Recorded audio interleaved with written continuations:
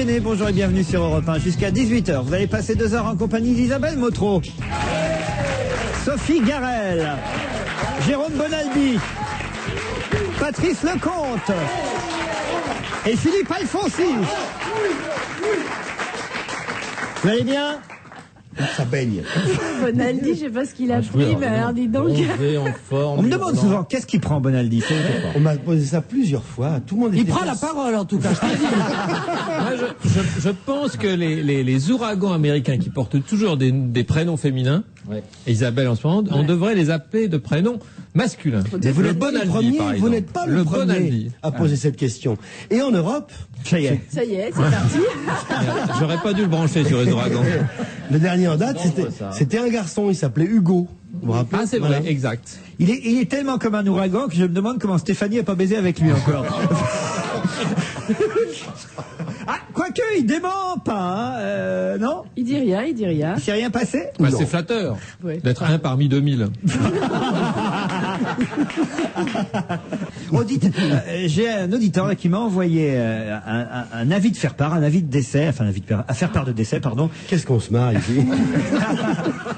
Cet auditeur m'a envoyé à faire part de décès étonnant qui prouve que les gens se sentent coupables même quand ils ne sont pas de ce qui s'est passé cet été à cause de la canicule. Parce que c'est Elisa qui m'envoie cet avis de faire part. Elle n'est pas concernée, mais elle a trouvé ça dans un journal de la presse régionale. Et on lit, alors, je vais pas donner le nom de la famille, mais avis de décès, Aménil Leroy, Monsieur X, son fils, ses petits-enfants, ses enfants, ont la douleur de vous faire part du décès de Madame X, née Truc, survenue le 13 août à l'âge de 86 ans, née à Melun le 27 mai 1. Elle nous a quittés des suites d'une maladie à la résidence de la tour de Conflans-Sainte-Honorine, très entourée par sa proche famille et sa chère amie. Et les gens se sont obligés de dire on était là hein, quand elle est morte. C'est fou quoi quand même. Ça c'est très significatif quand même. Je trouve que c'est très intéressant ça. Non? Mais pour l'instant c'est que des mots, mais bientôt il y aura la photo pour prouver.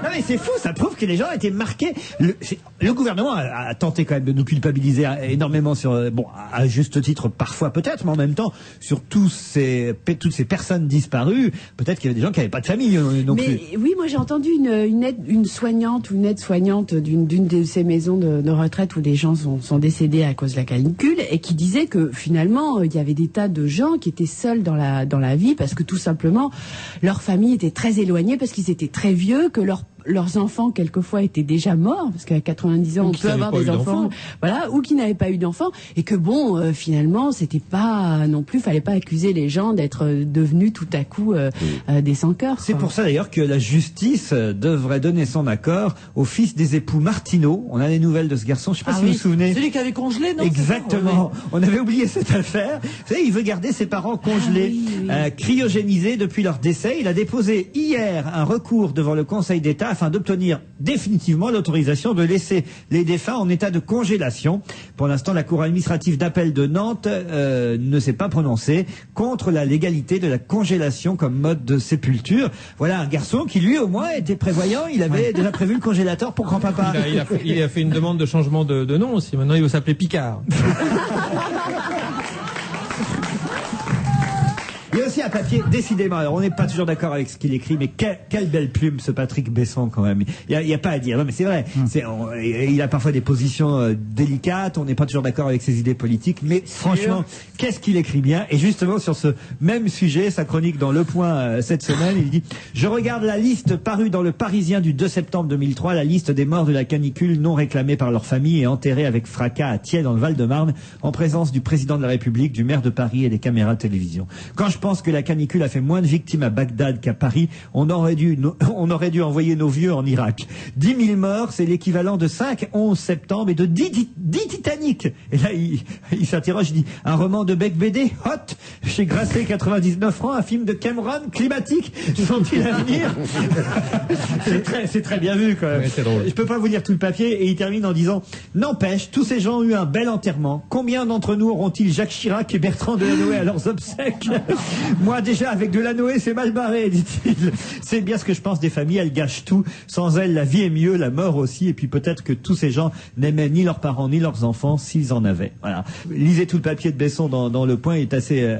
Il est vraiment drôle, ce Besson. Ah, il est brillant. Il avait fait un truc très drôle sur Paris-Plage cet été, il s'était moqué. C'est pour ça qu'il dit, de la Noé, il viendra jamais à mon enterrement, parce qu'il s'était moqué de Paris-Plage cet été en disant, franchement, qu'est-ce qu'on aime quand on va à la plage? On aime quoi? On aime se baigner, et on déteste la foule et les grains de sable qu'on retrouve dans les godasses. Le sable, on y va pour l'eau à la mer, on n'y va pas pour le sable. Le sable, c'est chiant, on en a plein les godasses, on s'en fout partout. La foule, c'est chiant, le seul intérêt, c'est la baignade à la plage. Et ben à Paris, ils nous foutent le sable, la foule, mais on peut pas se baigner. Quelle belle opération. Patrick Besson est un moqueur.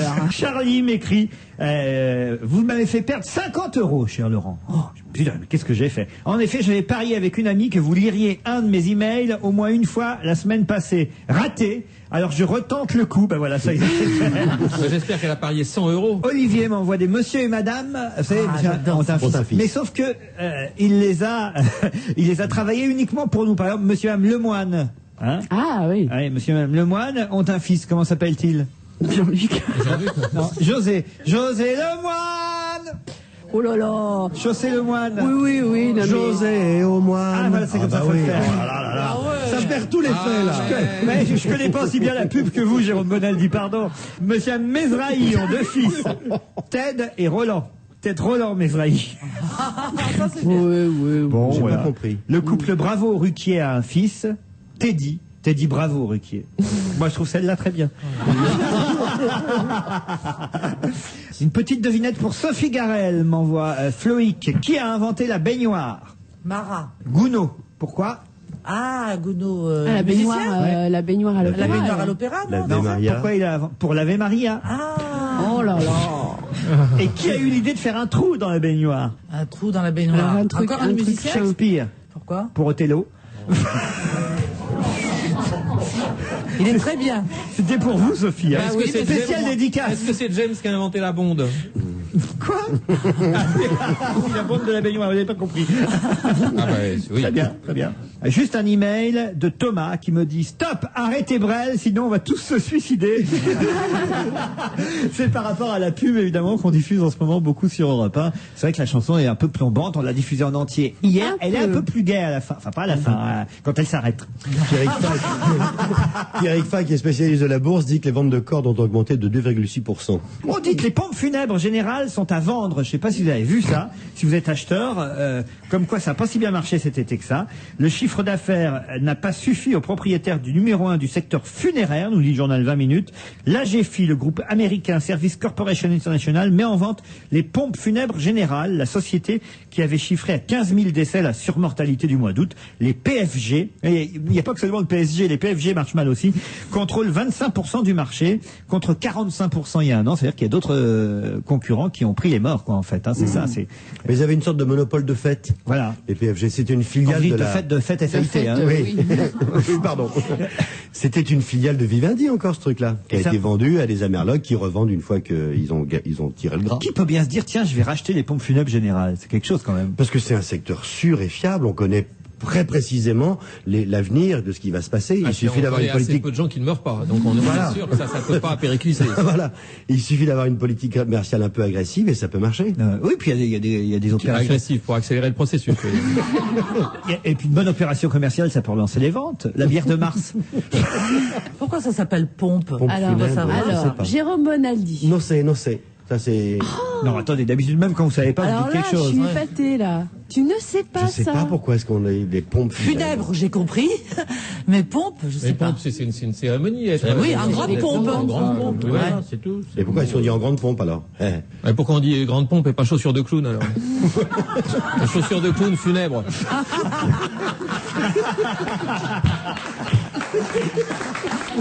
Je crois qu'il vaut mieux pas qu'on aille plus loin tout de suite. La pub, on se retrouve après pour parler un peu musique, entre autres.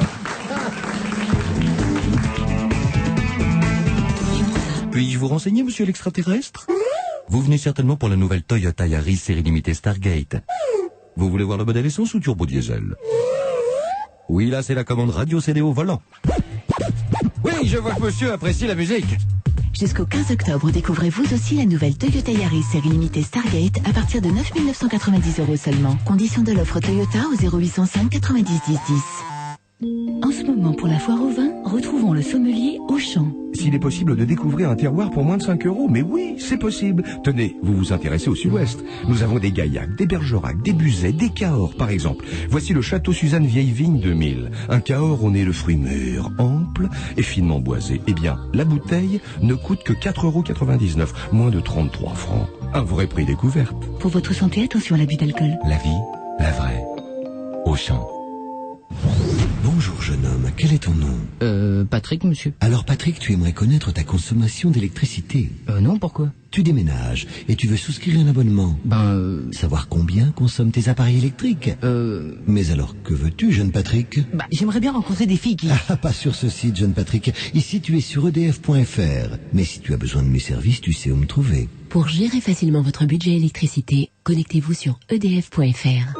EDF, donner au monde l'énergie d'être meilleur. Avant, j'étais une grosse gourmande. Et maintenant, regarde, je suis une belle gourmande. Une belle gourmande? Comment ça? Eh oui, grâce à Joker Affinité. Figure-toi que ce sont des cocktails de fruits allégés en sucre. Allégés en sucre? Oui, mais pas allégés en fruits. Donc tu peux en boire tant et plus? Toi aussi? Tu peux goûter Joker Affinité pomme kiwi ou orange et mangue, comme on dit dans le midi. Mais c'est vrai que c'est très miam miam, comme on dit dans le gosier.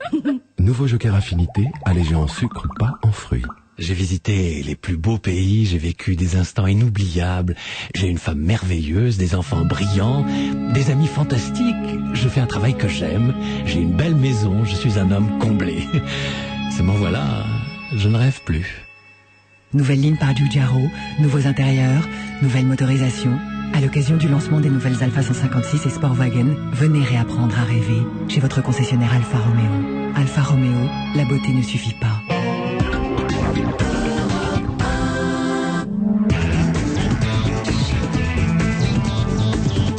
Toujours avec Bonaldi, Sophie Garel, Isabelle Motro, Alfonsi, Lecomte.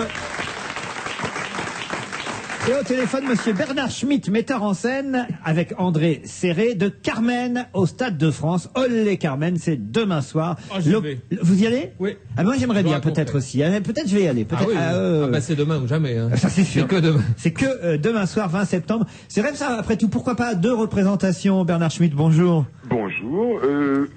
Ça a toujours été dit comme ça, que c'était une représentation et qu'éventuellement, s'il y en avait une deuxième, ce serait au printemps ou un truc comme ça, quoi. Faut dire que là, pour l'instant, il reste que quelques places, mais tout de même, ça va être quasi plein au Stade de France demain, non? C'est-à-dire, c'est une représentation qui représente à peu près la moitié du remplissage d'un opéra pendant l'année, quoi. Ah oui. Donc, évidemment, jouer 2 fois, c'est faire un opéra pendant toute l'année. 60 000 personnes à peu près, hein, on va dire. Oui, c'est ça, 65 000. 65 000 peut-être, si tout va bien, demain soir. Sur scène. Non, pas sur scène. Ne me faites pas dire n'importe quoi. Quoique, si sur la Marseillaise, tout le monde envahit le terrain, allez savoir. Mais non, c'est pas un match de foot, c'est bien Carmen, l'opéra de Bizet, avec une mise en scène gigantesque. J'imagine des mois et des mois de préparation, Bernard Schmitt, pour vous, le metteur en scène en tout cas. Oh oui, c'est presque 2 ans entre la première fois où on m'a proposé d'être l'homme de la situation et puis maintenant c'est presque 2 ans. Oui. Mais je crois que vous aviez mis en scène Johnny aussi, non? Ah, j'ai mis en scène Johnny très souvent même. Vous avez mis en scène la Coupe du Monde de football aussi, tout ce qui est au Stade de France en fait. Non, je ne suis pas le Leni Riefenstahl de la 5e République. Encore heureux. La différence entre Johnny et Carmen alors? Non, mais évidemment c'est très très différent. Ce qui est commun, c'est toutes les techniques, que ce soit le son, la lumière, la vidéo. Mais autrement, évidemment, d'un côté, on a un récit, et dans Carmen, c'est un très beau récit parce que c'est un scénario magnifique, c'est un fait divers splendide. Elle meurt à la fin. Elle meurt à la fin. Ah, ça y est, il m'a raconté la fin. Il m'a niqué le spectacle. Il m'a niqué le spectacle. C'est pour ça qu'il n'y a qu'une représentation. Et voilà. D'ailleurs, elle meurt comment? Elle meurt Un coup de couteau. Un coup de couteau à poignarder, hein, c'est ça? C'est un snuff opéra. C'est Don José qui l'a... Et voilà. Ah, le salaud. Ah, le salaud, ce Don José. Oui, mais elle l'a énervé entre-temps, quand même. Elle l'a énervé. Oui, elle a fait qu'elle énervé. Elle est énervante. On ne couche pas avec le matador. On est en train de vous faire la version vraiment people, nous, de l'affaire. Hein, oui. Moi, j'ai une question à poser à Monsieur Schmitt. Sur l'invitation, sur mes billets, il est marqué que pour participer au spectacle, on va être habillés, nous, les spectateurs, en blanc. Oui, alors c'est pas... Vous avez décidé ça, et alors il faut être en blanc de pied en cap? Ah non, pas du tout. Non. D'abord, il n'y a aucune obligation. Je rappelle que je ne suis parce que toujours pas... moi, je viens en slip. Mais non, mais l'idée c'était... blanc à la maison. C'est sûr. L'idée, c'était de demander aux gens, effectivement, d'être en clair ou en blanc, parce que comme il y a un certain nombre de projections sur tous les gradins, parce que ce Stade de France, ça fait partie, les gradins en font partie de ce décor, donc évidemment que les projections sont beaucoup plus belles sur des gens qui sont en blanc que sur des gens qui sont en noir, quoi. Je sens que ça va être très bien. En tout cas, vous prenez ça vraiment de façon, je trouve, amusante. C'est un pari insensé, il faut bien dire. Oui, bien sûr, mais justement, je pense que tous ces paris un peu énormes, comme ça, si on les prend pas d'une manière un peu détendue, on en meurt tout de suite. Évidemment. Et puis, non, nous, notre volonté, évidemment qu'il y a des chiffres, il y a de l'énormité, parce que c'est la taille du Stade de France qui nous oblige à ça. Non, il faut pas se laisser ligoter par le gigantisme, par les chiffres, parce que c'est pas ça qu'on cherche, nous. On cherche d'abord l'émotion. Le costume le plus cher, c'est celui d'Escamillo, 8 000 €. Pourquoi? Qu'est-ce qu'il a de particulier, son costume? Non, mais c'est-à-dire, il se trouve que... Bon, Escamillo, c'est le toréador. Hein. Mais vous savez, c'est ce qu'il vaut dans le commerce. Toréador. Mais laissez répondre Monsieur Schmitt, enfin. Mais non, mais c'est bien lui, c'est bien. Non, mais il est important qu'on sache qui est cet Escamillo qui nous coûte si cher. Alors. Non, mais en fait, c'est un costume qui est loué, mais c'est un costume de matador, c'est-à-dire les vrais costumes de torero sont des choses extraordinairement chères parce que c'est entièrement brodé, entièrement. Donc voilà pour. Mais là encore, quoi, c'est quand même vraiment des détails. Il est écrit dans Bizet qu'il rentre habillé en torero à un moment quelconque. Il fallait qu'il ait un costume de torero, voilà. Évidemment. Parlons des interprètes quand même, parce que c'est ça qui compte aussi. Bah hein. oui. Alors, je vous ai dit, Nora Gubic pour Carmen. Vous l'avez choisi, c'est vous qui l'avez choisi? Oh, c'est comme toujours dans les opéras, c'est un choix plutôt de la production du spectacle, et ensuite, évidemment, avec notre accord et même notre enthousiasme, on pourrait dire. Luca Lombardo est Don José. Oui. Et Evgeny Alexiev est Escamillo. Voilà. Un torero russe, donc. Et Laurence Jeannot et Michaela. Mais faut pas venir en retard, parce que quand on arrive, le spectacle commence avant que ça ne commence. Il y a le maquillage, la préparation des troupes, des militaires, non, c'est pas ça? Oui, enfin, disons qu'on se maquille sur le stade. On a décidé, c'est ça, que pendant que les gens rentraient, les coulisses, en gros, étaient à vue, quoi. Mais donc, il y aura plein de petites choses qui se passeront, mais un petit peu comme quand on fait un making-of au cinéma, c'est un peu le même principe. Et puis vous, le compte, vous allez être dans le carré VIP, ça vous allez avoir les petits fours, le champagne. Ah, il y a petit four. Non, je voulais savoir s'il fallait que je dîne Stade avant. de France, hein, c'est comme au football. Hein. Ah oui. À quelle heure faut être là? À quelle heure faut être là, monsieur Schmitt? Le spectacle commence pile, lui, à 20h20. Et c'est bien d'être là à 20h. Et puis voilà, à 20h, ça, on est vraiment bien. Comme ça, t'es torché à 20h30 et tu dors pendant Carmen. On me reconnaîtrait facilement, je serais en blanc. Olé Carmen au Stade de France, le Stade de France à l'heure espagnole. C'est génial quand même, Carmen, et ça va nous donner l'occasion justement d'écouter l'ouverture de l'opéra de Bizet, L'amour est un oiseau rebelle. Alors on n'a pas la version du Stade de France évidemment parce qu'elle n'existe elle n'existe pas encore en CD, j'imagine. Est-ce qu'elle existera? Alors ça, seul l'avenir le dira, mais enfin, le spectacle de toute façon est filmé et enregistré, donc ensuite, devant le succès colossal que recevra ce spectacle demain, je pense que le CD sera en vente très vite. Mais en tout cas, j'ai une belle version à vous proposer. C'est la dernière version sortie sur disque. On l'avait écouté il y a quelques mois de cela et on avait même interrogé la superbe cantatrice Angela Giorgiou, qui est mariée à la ville comme à la scène avec Roberto Alagna, et tous les deux donc interprètent cette version de Carmen. Le disque est superbe. Non, elle n'est pas capable. Et maintenant, Jacques Brel. Oh non. On se retrouve après la pub, tout de suite.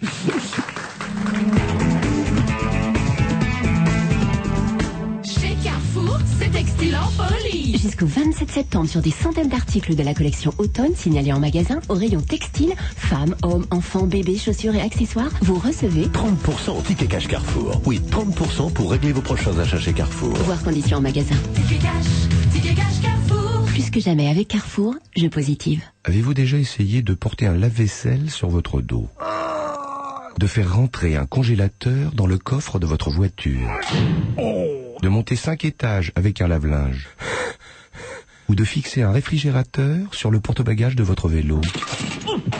Bien sûr que non, puisque vous achetez votre gros électroménager chez Darty et que vous bénéficiez de la livraison gratuite à domicile. Avec le prix Darty, le choix Darty et le service après-vente Darty, le gros électroménager devient tout de suite plus léger. C'est le cabinet juridique, je vous appelle du palais, là. Le procès c'est pas gagné, hein. Enfin c'est pas perdu non plus, hein.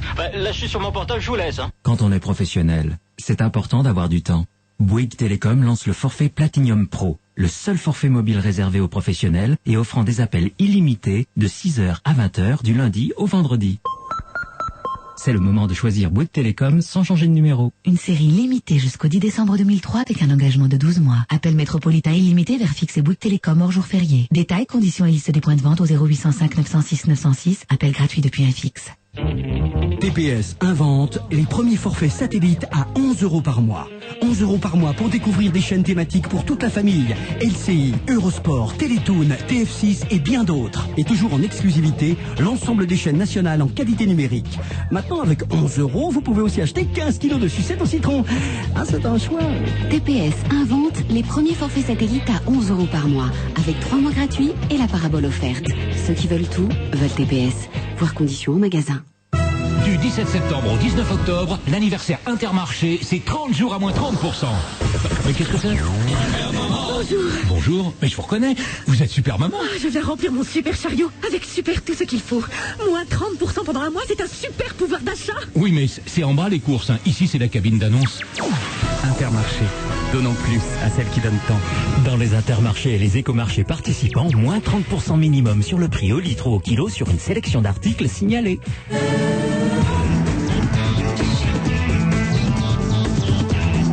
On va se gêner avec Philippe Alfonsi, Sophie Garel, Isabelle Motro, Patrice Lecomte, Jérôme Bonaldi.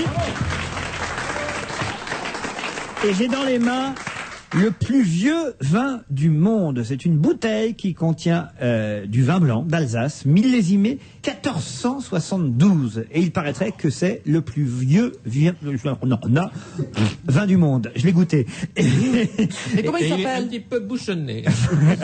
Là, on a la bouteille, on l'a pas ouverte évidemment, puis je n'ai que la photo pour tout vous dire, mais j'imaginais en fait que ça pouvait être plus vieux encore, moi, qu'on ait retrouvé du vin datant d'avant 1472, non? Et quelle forme avait la bouteille? Ah bah regardez. Une bouteille. Ah oui, c'est un peu comme une bouteille. Oui, une bouteille déjà d'Alsace, sans épaules et tout ça. Voilà, très fine, voilà. Et le vin est stocké donc depuis plus de 500 ans dans la cave des hospices civils de Strasbourg. Mais franchement, j'imaginais qu'il y avait peut-être du vin d'avant encore, moi. Non, pas vous? Oui, c'est vrai. Oui, aussi. Mais moi, j'ai toujours trouvé très, très absurde le fait que des bouteilles, en plus, ça vaut la peau des fesses, hein, quand oui. c'est, bon. Il faut surtout pas l'ouvrir. Mais c'est un non-sens, un paradoxe, parce que ça se consomme, le vin. Or là, ça vaut très cher pour ne pas être consommé, puisque c'est inconsommable. Et ça me paraît très bizarre. Pensez vraiment qu'il n'est pas bon, ce vin qui date de 1472? Oui, je pense qu'il n'est pas terrible. Mais pourquoi est-ce qu'on n'aurait pas une bouteille d'eau, pareil, datant de cette année-là? Un steak haché de 1682 ou un... Non? Quelle horreur. Un steak haché de 1682, ça peut valoir du pognon. C'est pas consommable non plus. Un œuf pourri datant d'Henri IV. De la fameuse poule d'Henri IV. Oui, justement. La poule, non, elle n'existe plus, mais l'œuf. Non, mais c'est pas mal quand même.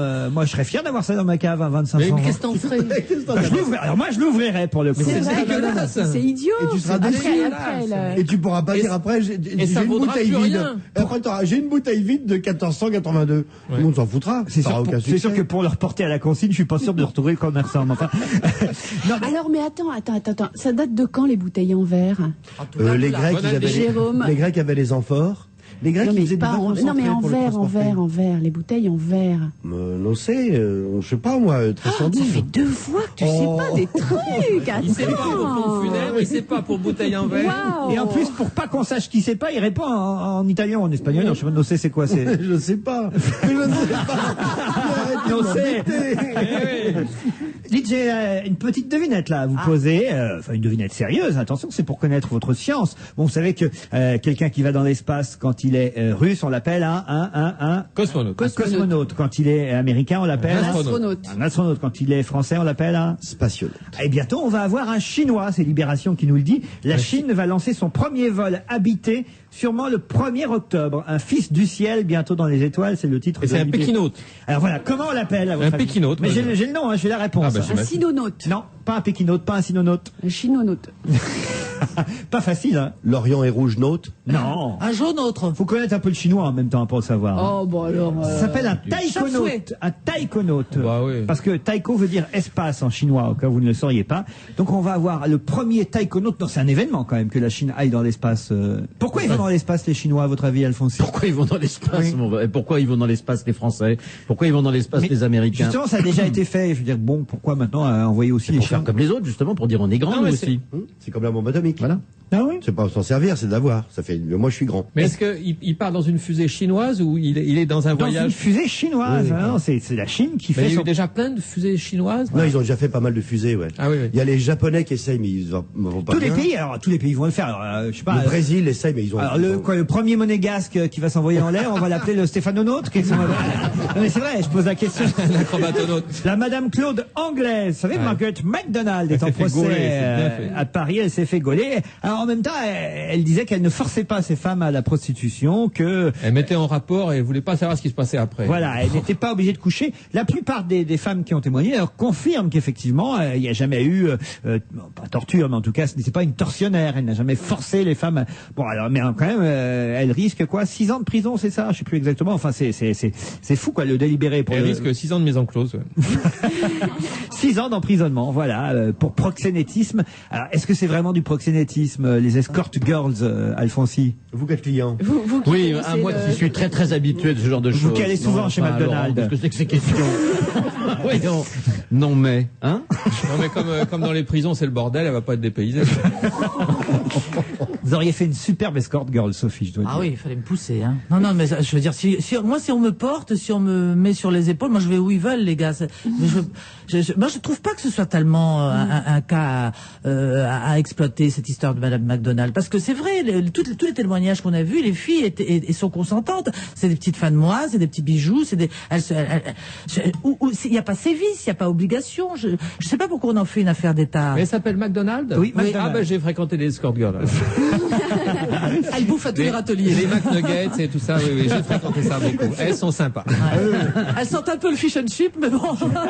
À la pipe avec la sauce McChicken. Non, mais il y a le choix de sauce.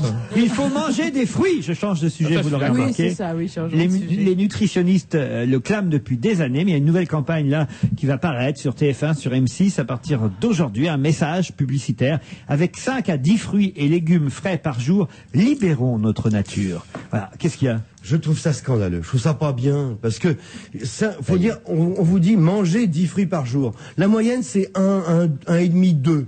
Donc je me dis, jamais je pourrais en manger 10, donc je laisse tomber. C'est un argument de santé. Il faut pas dire la santé avec les fruits, il faut dire le plaisir. Moi, je vois des mars à tous les coins de rue, je vois pas de fruits à tous les coins de rue. Moi, quand j'étais petit à l'école, il y avait du lait, et ben dans les écoles, il y a même plus de lait, et il y a toujours pas de fruits. Il y a surproduction de pommes, pourquoi est-ce qu'on met pas des pommes à l'école? Enfin, en hiver, il y a peut-être 3 fruits à consommer.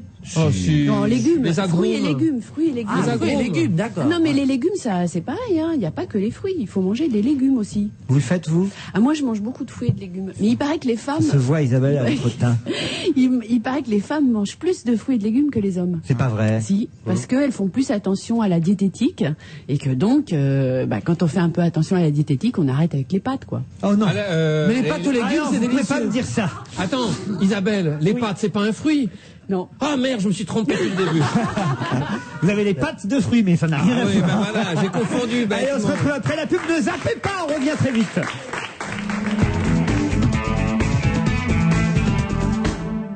C'est nouveau. Je suis nouveau. Et c'est la meilleure idée depuis l'invention des économies. Ah oui. Je vous présente le ticket Jiffy. Merci. Grâce au ticket Jiffy, c'est moi. pour son anniversaire, Jiffy vous offre 10% sur tout le magasin en bon d'achat. Pour tous vos achats sur tous les magasins. Jusqu'au 30 septembre, Jiffy vous offre 10% du montant de vos achats en ticket Jiffy à utiliser du 1er octobre au 31 décembre 2003. Jiffy des idées de génie.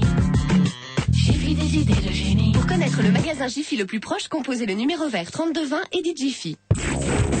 Opel, les affaires qui roulent. Vous pouvez venir en voiture, à pied, seul ou accompagné. Vous pouvez faire ce que vous voulez parce qu'en ce moment chez Opel, on est comme nos monospace, très flexible. Si flexible qu'on est prêt à baisser les prix jusqu'à 2100 €. Alors venez découvrir nos monospace Agila, Meriva et Zafira. Mais il y a une chose sur laquelle on sera inflexible. C'est qu'on sera très flexible que du 18 au 21 septembre pendant les portes ouvertes. Là-dessus, on sera inflexible. Opel, des idées fraîches pour de meilleures voitures. Offre réservée aux particuliers, 2100 € de remise sur Zafira. En ce moment, pour la foire au vin, retrouvons le sommelier Auchan. Si nous avons des affaires vraiment exceptionnelles, mais imaginez, nous vous proposons une sélection de 80 grands crus. Tenez, ce Sauterne, premier grand cru classé, Château Cigalas Rabot 2001, un millésime de légende, une robe au reflet d'or, un nez de mandarine, de miel, d'abricot confit. Et regardez l'étiquette, il ne coûte que 23,50 €, moins de 155 francs. Si c'est pas une affaire exceptionnelle. Pour votre santé, attention à l'abus d'alcool. La vie, la vraie. Auchan.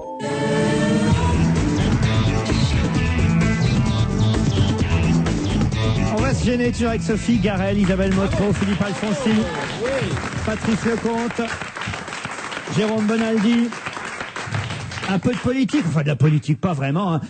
Dans l'IB ce matin, on revient sur la fameuse énigme de la deuxième semaine des Chirac au Québec. C'est que c'est une rumeur, on ne sait pas trop ce qu'ils ont fait pendant 15 jours. Alors, il paraît qu'on les a vus beaucoup la première semaine, mais pas du tout la deuxième semaine. C'est ce que l'IB disait il y a 2 jours. On sent quand même qu'ils ont reçu un coup de fil de l'Élysée où il s'est passé quelque chose, parce que là, en gros, ce matin, ils disent « Ah non, mais on a enquêté, finalement c'est vrai, ils n'ont pas bougé du bord du lac, comment il s'appelle le lac d'ailleurs? Le lac Massawippi. » On imagine bien Bernadette et Jacques au bord du lac Massawippi, ne bougeant plus pendant 8 jours, parce que pendant la deuxième semaine, on les a pas vus, c'est ça le problème. Et écoutant Ma petite cabane au Canada en boucle. Ah bah oui, en fait, ils étaient dans la cabane au Canada, Lynn Renault, une amie à eux. Bien sûr, ça, voilà le début de l'enquête. Ça, c'est une info. Alphonse, si ça vous fait marrer, ça? Oui, mais il a dû aller voir Bush et puis il a pas osé le dire parce qu'ils ont été se réconcilier quelque part. Ah, vous croyez que c'est ça? Oui, c'est possible. On a parlé du lifting aussi. Moi, j'ai pas vu de lifting sur. Non, alors là, il n'a pas changé. Non plus, non. Non, sinon, il ça n'a aurait pas été changé. une semaine. Ouais, ils se sont absentés qu'une semaine. Oui. On peut pas traficoter beaucoup. Alors, il y a des témoignages quand même ce matin de chasse. dans Libération, voilà. À la télé, dit quelqu'un, une commerçante, on voyait bien ce qui se passait en France et tous ces gens qui mouraient. On trouvait ça curieux, nous, que votre président reste ici aussi longtemps. Donc ça prouve qu'il était là-bas quand même. Alain Labrie, qui a accepté de déroger à la politique de discrétion de son établissement, c'est le directeur je sais quoi, c'est un hôtel où ils étaient? Oui, un gros hôtel. C'est pas une auberge de jeunesse. C'est une auberge, c'est une auberge. YMCS. C'est l'auberge. Un gîte rural.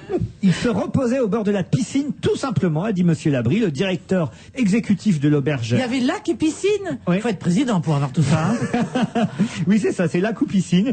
Et ils ont dit, à la demande de l'Élysée, j'ai le droit de parler. Ils sont restés ici tranquillement. Le chef cuisinier de l'établissement a expliqué que la durée du séjour était bien sûr modulable en fonction des événements. Mais voilà, ils ont décidé, eux, de prolonger 8 jours de plus là-bas. On crevait de chaud ici, donc on lui a dit, vous savez, non seulement on crève de chaud, mais il y a les petits vieux qui tombent. Il a dit, bon, je reste une semaine de plus. Il faut que je fasse attention à Regardez Bernadette. ce qu'il vient de faire Bush, là. Il y a Isabelle arrive sur Washington. Il se tire. Avec son chien dans les bras. Bon, c'est normal, ça. Les hommes politiques de ce niveau-là doivent se protéger. Non, en même temps, moi, je trouve ça normal. Un couple présidentiel qui se repose au bord d'un lac. Enfermé dans leur chambre avec room service. Moi, c'est mon rêve avec un gars comme ça. Non, une semaine. Oui, mais lui, est-ce que c'est son rêve avec une fille comme ça? Je parle de vous, bien sûr, pas de Mme Chirac, que je n'aurais jamais voulu offenser. On se permettrait pas. Évidemment. Je l'ai vu hier, Mme Chirac, dites donc. Où ça? Ah je peux vous raconter. Alors, Près d'un lac. Un scoop incroyable. Alors, Paris Match va bientôt publier une photo pour la 200e de l'émission de Michel Drucker. C'est la 200e, ça fait 5 saisons que Michel Drucker consacre un dimanche entier à différentes personnalités. Et Michel Drucker a eu la bonne idée de réunir il y avait une centaine d'invités, on va dire la centaine d'invités qui se sont succédés dans ces émissions chaque dimanche. Il se trouve que j'ai eu la chance d'avoir un dimanche qui m'était consacré, donc je me suis retrouvé sur cette photo, et il y avait à côté Madame Chirac, parce qu'elle est venue, la vraie. Madame Chirac, David Douillet, Jean-Paul Belmondo. C'était incroyable ce casting. Il y avait une centaine d'invités, tous le même jour pour la même photo. La même photo, c'était hier soir. Hier soir à 19h30, Pavillon Gabriel. J'avais Claude Lelouch à mes côtés, et Danny Boone. Mais ça allait dans tous les sens. Lynn Renault, Lara Fabian, Hélène Ségara. Et tout ça rentre dans la même photo. Bernard Kouchner, Jean-Pierre Chevènement. La photo était prise par, ça c'est génial, Jean-Marie Perrier, parce que lui, il met 2 minutes pour faire une photo. Hein. Alors, j'ai jamais vu un type aussi doué. Hein. Ça, je veux dire, vous avez des mecs qui vous font chier pour Télé Boom Boom. Vous avez fait 4 heures, non mais c'est vrai, 4 heures de pause, vous êtes tout seul. Là, on était 100. Il y avait même Chirac, Douillet, tout ça. 3 minutes, posez, souriez, clac, ça y est, au revoir. C'est génial, un photographe c'est génial. pareil. Il savait surtout qu'il n'aurait pas les 100 pendant 4 heures. Non plus, hein. Mais moi, ce qui m'inquiète beaucoup, c'est qu'il y avait beaucoup de monde. Le casting était très prestigieux. Michel Serrault, Perrault, il y avait... Et donc, il y avait... Jean-Pierre Chevènement. Non, Il mais n'y c'est avait incroyable. pas Jérôme Bonaldi, il n'y avait pas Sophie Garel, il n'y avait pas Philippe Afonsi, Isabelle Motro, ni moi-même. Donc, merci beaucoup. Mais il fallait être invité un dimanche, c'est un hasard formidable. J'avoue que j'aurais jamais eu la chance d'être sur cette photo. C'est assez, je veux dire, c'est assez flatteur. Ça Alors, fait... qu'est-ce que vous avez fait après? Vous avez mangé tous ensemble, Bon, après, vous j'ai avez pris dansé un pot vous avez- avec des dettes. Je veux dire, qu'est-ce que tu foutais au bord du lac Bah oui. Eh ben alors, voilà. Donc, vous le savez. Qu'est-ce qu'elle a répondu? Alors, Elle m'a dit, tu le sais bien, grand fou. Est-ce que vous avez fait le V derrière la tête de celui qui était devant vous? Je voulais que je vous dise qui était devant moi. Oui. Bernard-Henri Lévy.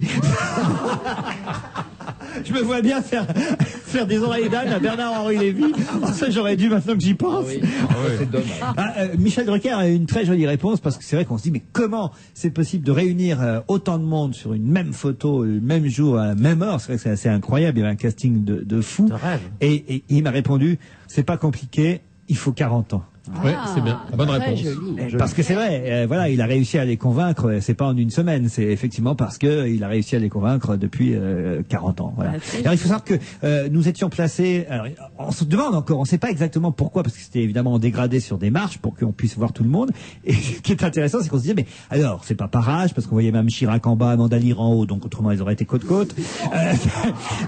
C'était pas par ordre alphabétique, puisque j'étais entre Claude Lelouch et Danny Boone. Par taille, peut-être? Alors moi j'ai une idée, ça a fait râler tout le monde, mais je dis, en plus j'étais sur l'avant-dernier match, donc ça m'aidait. C'était par degré d'audimat, c'est le score qu'on a fait le dimanche chez nous. Ah oui, c'est bien. Non, ça pourrait être une idée. Qu'est-ce que vous Et alors, qui était en bas? Mme Chirac. Ce qui est faux parce que je crois qu'elle a fait un très gros score quand elle est passée chez Drucker. Ce sera bientôt dans Paris Match. La photo vaut le coup quand même, non? Elle doit valoir cher aussi. Photo de classe, Moi, je la c'est pas mettrai mal, dans mes ouais. toilettes, en tout cas, croyez-moi, ça c'est un souvenir formidable. Ouais. Hein. Une photo avec Danny Boone.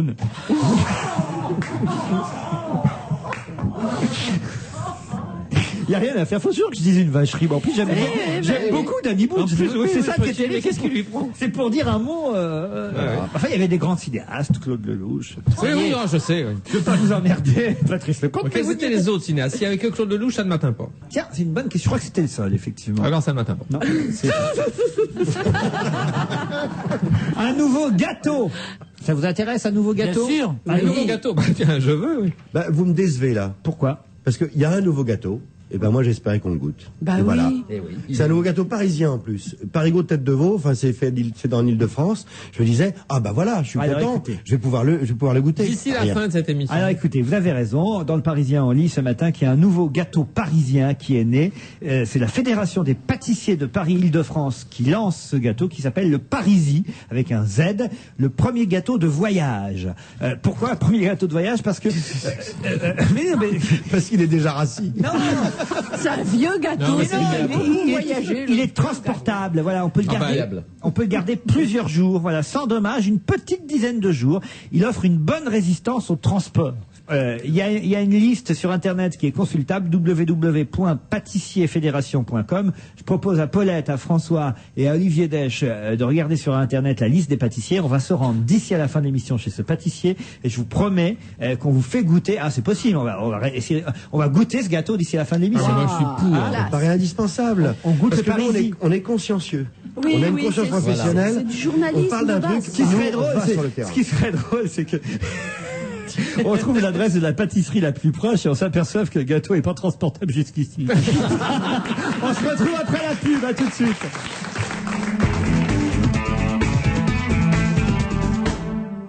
À 10 ans, un tyran le désigne pour être immolé à Melkar, le dieu des sacrifices. À 13 ans, il devient le favori de Pharaon. À 20 ans, c'est lui que le roi Salomon choisit pour édifier le temple sacré de Jérusalem. Lui, c'est Hiram. Rien ne peut s'opposer à sa prodigieuse ascension quand apparaît la plus envoûtante, la plus dangereuse des femmes, Balkis, reine de Saba. Avec Hiram, pénétré dans les secrets du temple du roi Salomon. Hiram, un roman de Bernard Lantéric, chez Plomb. TPS invente les premiers forfaits satellites à 11 € par mois. 11 € par mois pour découvrir des chaînes thématiques pour toute la famille. LCI, Eurosport, Télétoon, TF6 et bien d'autres. Et toujours en exclusivité, l'ensemble des chaînes nationales en qualité numérique. Maintenant, avec 11 €, vous pouvez aussi acheter 15 kilos de sucettes au citron. Ah, c'est un choix. TPS invente les premiers forfaits satellites à 11 € par mois, avec 3 mois gratuits et la parabole offerte. Ceux qui veulent tout, veulent TPS. Voir conditions au magasin. Bonjour, je suis la nouvelle Fiat Panda. J'ai entendu circuler les qualificatifs les plus divers à mon égard. Inventive, espiègle, ça me va. En fait, vous pouvez m'appeler comme vous voulez. Juste une chose. Ne m'appelez pas baby! Nouvelle Fiat Panda. Appelez-la nouvelle Fiat Panda. Merci. Découvrez-la aux portes ouvertes des 19, 20 et 21 septembre. Ouverture selon autorisation. L'anniversaire Intermarché, c'est 30 jours à moins 30% minimum. Exemple, du 17 au 27 septembre, 33% de réduction immédiate sur le prix à la pièce, proposé sur le lot de 15 lingettes Ajax Sol, faites des fleurs. La réduction, c'est 33,33%. Ah, c'est vrai? Vous calculez super bien. C'est même 33,3333 si j'étais super tatillonne. Intermarché. Donnons plus à celles qui donnent tant. Dans les intermarchés et les écomarchés participants, moins 30% minimum sur le prix au litre ou au kilo sur une sélection d'articles signalés.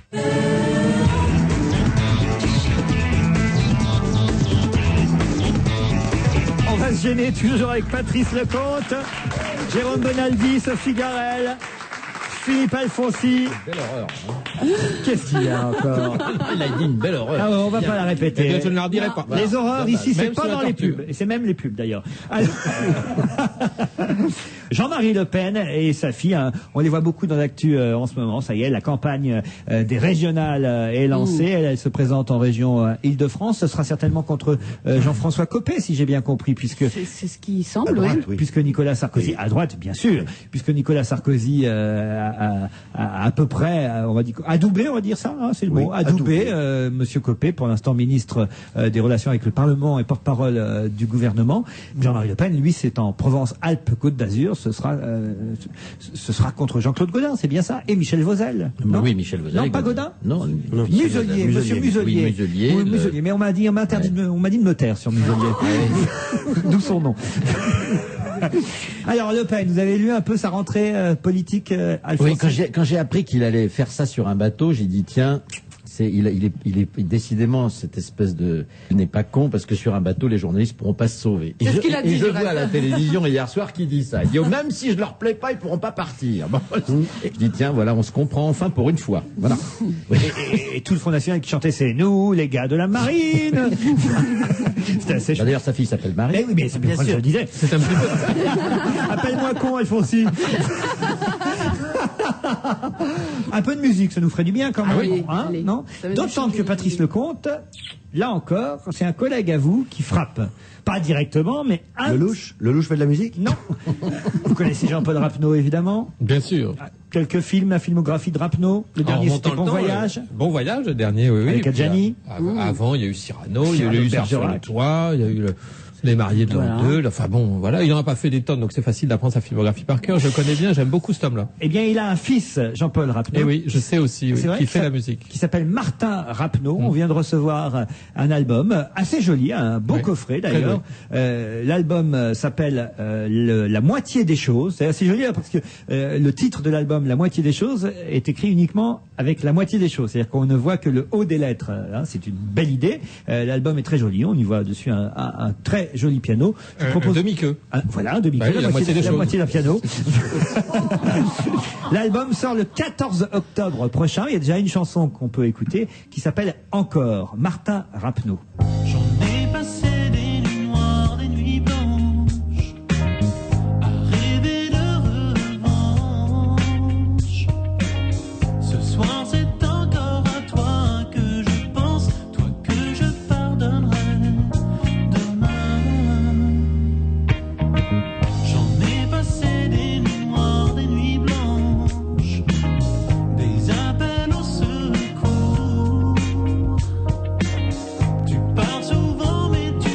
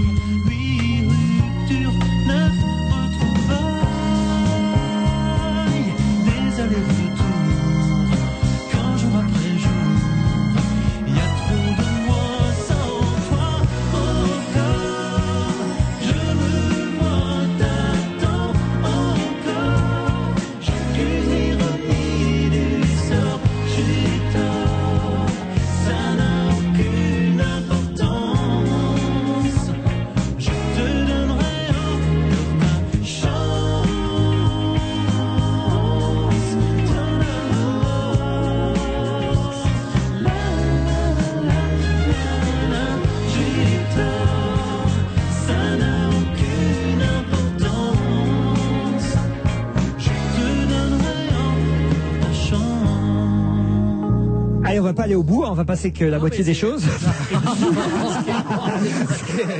Ce qui est marrant, c'est que ce Martin ne fait pas du rap. C'est pour ça qu'il s'appelle Rap No. Très bien.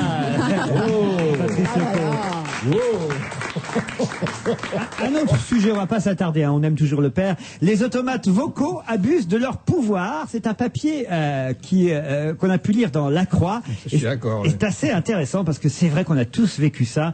Un bon papier signé Honorine Grasset dans le journal La Croix. La recherche d'un simple renseignement peut prendre aujourd'hui la forme d'un redoutable jeu de pistes puisque l'humain, la dame ou le monsieur qui vous répondait avant au téléphone est remplacé par une boîte vocale qui vous dit bonjour, bienvenue. Pour accéder à l'un de nos services, tapez 1. Pour un renseignement administratif, tapez 2. Pour avoir l'office du tourisme, tapez 3. Vous êtes nouveau sur la commune, tapez 4. Et c'est interminable. Je vais pas vous lire tout le papier de Honorine Grasset dans La Croix, mais c'est vrai, elle parle d'un labyrinthe virtuel dont on se sort pas. Elle dit qu'on passe parfois 30 minutes pour enfin obtenir le renseignement qu'on veut. Et on a tous vécu ça. Et c'est vrai qu'il y en a ras-le-bol. C'est Jean le papier qui fait plaisir, ça c'est vrai. C'est bien de le dire. Mais moi, je pensais pas à ces automates vocaux-là.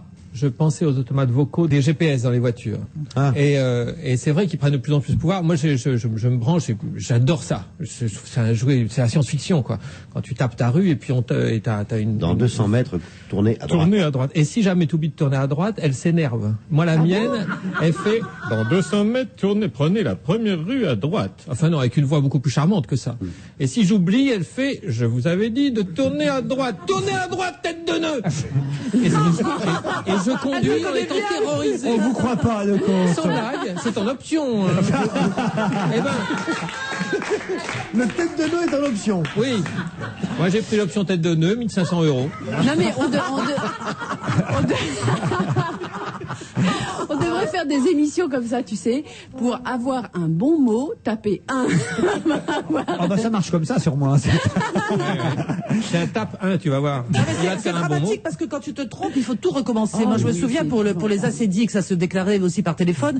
Alors, si tu te trompes, tu te retrouves à la fin. On va vous réciter ce que vous avez dit. Vous êtes invalide de guerre. Vous touchez une pension. Vous êtes veuf. Tout est en vrac parce que j'ai mis avec mes gros doigts la touche qu'il fallait pas. Et il faut tout recommencer. Ça dure encore une demi-heure. C'est vrai que ce serait bien de remettre des gens, quoi, des vrais gens. Non oui. Et ça coûte cher. Mais alors, on veut lutter contre le chômage. Voilà, exactement. Hein, vous êtes d'accord? Tout à fait. Je veux pas faire vieux con. Je veux pas faire vieux con. Alors, les vrais gens, si vous voulez tomber sur un vieux jeune, tapez 2. Alors, les vrais gens, là aussi, on les remplace, pas par des Français, mais par des francophones. Et ça arrive très souvent que maintenant, les télémarketing, les téléacteurs, eh ben, ils sont au Sénégal. Comment ça? Eh ben ouais. Comme ça coûte pas très cher le téléphone, qu'on appelle Nantes pour avoir un centre vocal ou bien la banlieue parisienne. Avant c'était au Gabon. Il n'y a plus de Gabonais, mais maintenant il y a plus de Gabonais au numéro que vous avez demandé. Tapez 3 pour avoir un autre jeu de mots. Non, c'est marrant, on croit qu'on appelle à côté le centre, le siège social. En fait, non, on tombe au Sénégal. Sophie, ma chère Sophie. Oui, mais c'est quand vous voulez. Je peux pas vous donner l'heure. C'est la seule chose que je puisse pas faire aujourd'hui. Mais pour le reste, vous pouvez me demander. Parce qu'il y a beaucoup de pubs. Vous avez remarqué en ce moment dans les émissions. Il y a encore un écran publicitaire. Puis après, va y avoir les infos. Mais comme j'en ai un peu marre de le faire toujours moi-même, est-ce que vous pourriez juste dire, après la pub, il y aura un flash d'infos, mais avec une voix de speakerine. Vous écoutez toujours Europe 1. Dans quelques instants, quelques pages de publicité. Et ensuite, ce sera le journal. Et pour avoir une radio plus jeune, tapez 2.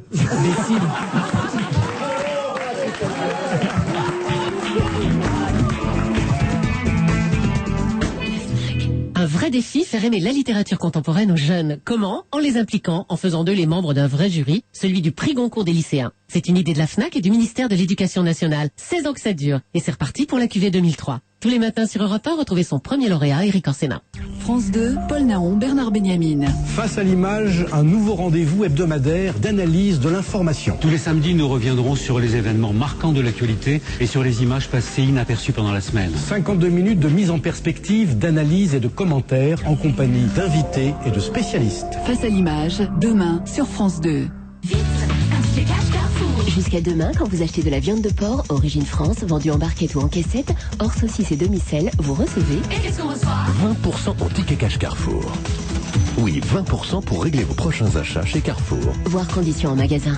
Ticket cash Carrefour. Plus que jamais avec Carrefour, je positive. L'Audi A6 Advance Edition est extraordinaire. climatisation automatique, peinture intégrale métallisée, radio CD, volant multifonction, régulateur de vitesse, radar de recul, châssis sport, jantes 17 pouces. L'Audi A6 Advance Edition est extraordinaire, mais son prix, si, laissez-moi parler, il faut que je le dise. Son prix est un peu ordinaire.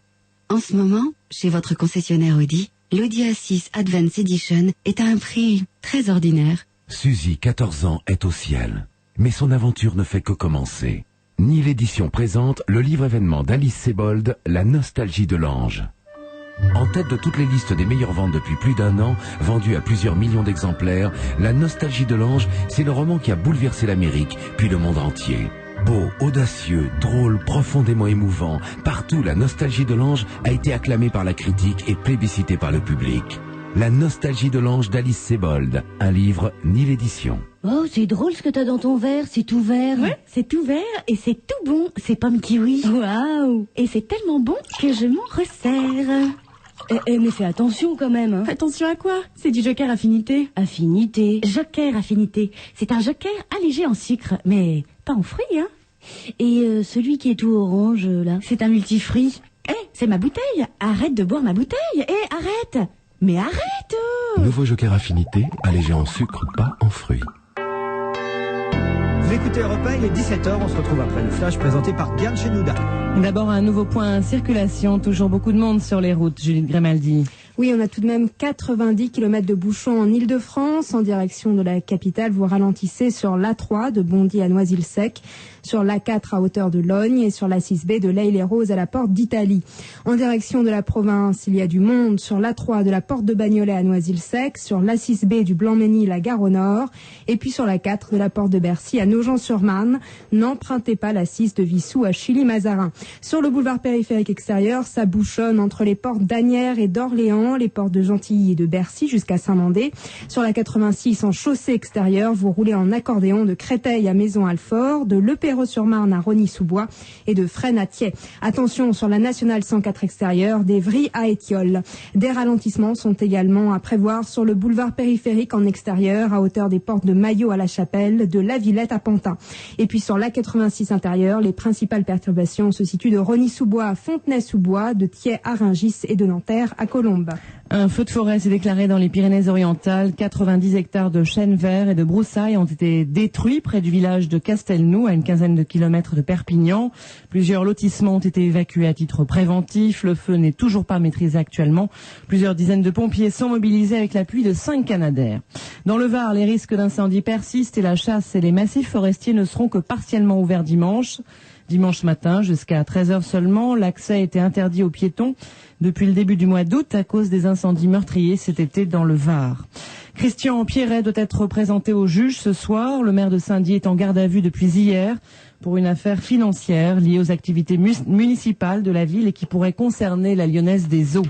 Le trafic aérien toujours très perturbé sur la côte est des États-Unis après le passage de la tempête tropicale qui a déjà fait une dizaine de morts et de nombreux dégâts. Plus de 2 millions de foyers restent privés d'électricité, dont 500 000 dans la région de Washington. Les marchés financiers, la bourse de Paris dans le rouge, une demi-heure avant la clôture. Pierre-Éric Fay. L'indice CAC 40 recule de 1,2% à 3374 points, moins 0,25 pour le Dow Jones, moins 0,5% pour le Nasdaq. L'euro remonte à 1,1356 $. Atos plonge de 5,5% sur des rumeurs de rapprochement avec SEMA. Renault perd 4% et EADS 3,3%. Ingenico bondit de 9,2% malgré l'annonce de pertes au premier semestre, mais le projet de réorganisation rassure le marché. Infogrames réduit ses dettes, ce qui favorise le rebond de 5,7% de l'action. Enfin, Thales bénéficie de rumeurs récurrentes de sortie de l'État de son capital, d'où un gain de 2,6%. Les courses à Saint-Cloud, 5e course tous courus, premier le 7, gagnant 2,40 placé à 1,70, deuxième le 8, 2,30 placé, troisième le 5, 2,20 placé. Un mot du temps pour demain, soleil et chaleur partout en France. Il est 17h, passé de 3 minutes sur Europe 1. Dans un instant, on retrouve Laurent Ruquier.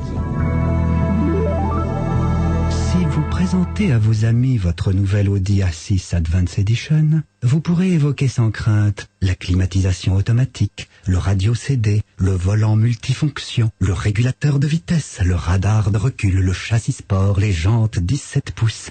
Cela dit, quand vous présenterez à vos amis votre Audi A6 Advance Edition, ne parlez pas de prix. En ce moment, chez votre concessionnaire Audi, l'Audi A6 Advance Edition est à un prix dont il ne faut pas parler à ses amis. Du 17 septembre au 19 octobre, tous les vendredis et samedis, pendant les 30 jours à moins 30%, la carte de fidélité Intermarché rapporte 30% d'euros en plus. Super Maman, faites comme chez vous, Super Maman, c'est ouvert. 30% d'euros en plus, dites donc, c'est pas un petit bonus. Alors laissez-moi vous montrer ma carte de fidélité.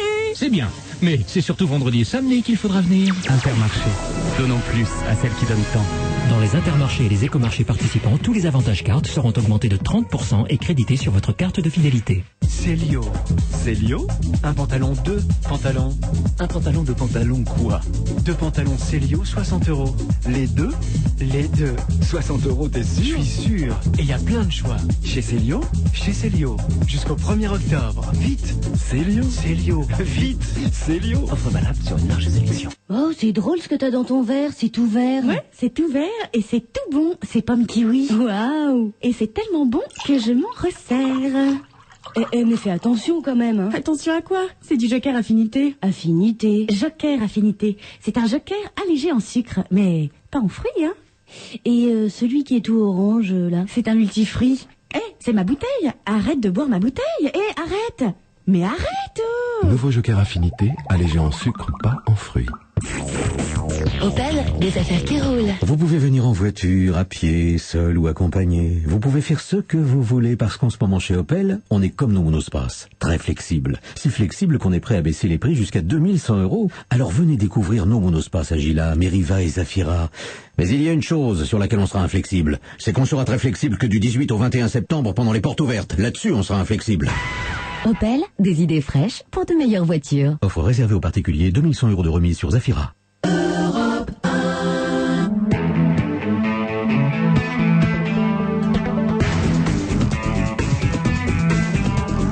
va chez les deuxièmes heures, toujours avec Isabelle Motro, Philippe Alfonsi, Sophie Garel, Jérôme Bonaldi, Patrice Lecomte. Jean-Luc Lemoyne n'est pas parmi nous aujourd'hui, mais je vais quand même vous parler football pour deux raisons. D'abord, parce qu'il faut quand même parler des footballeuses, et on n'en parle pas assez. C'est qu'il y a la Coupe du Monde de football féminin qui démarre là le 20 septembre, c'est-à-dire demain, et jusqu'au 12 octobre. Ça se passe, je crois, aux États-Unis. Et les Bleus, l'équipe de France féminine, a des chances quand même de remporter cette Coupe du Monde. Les Bleus, EUS. Les Bleus. Donc voilà, par Aimé Jacquette.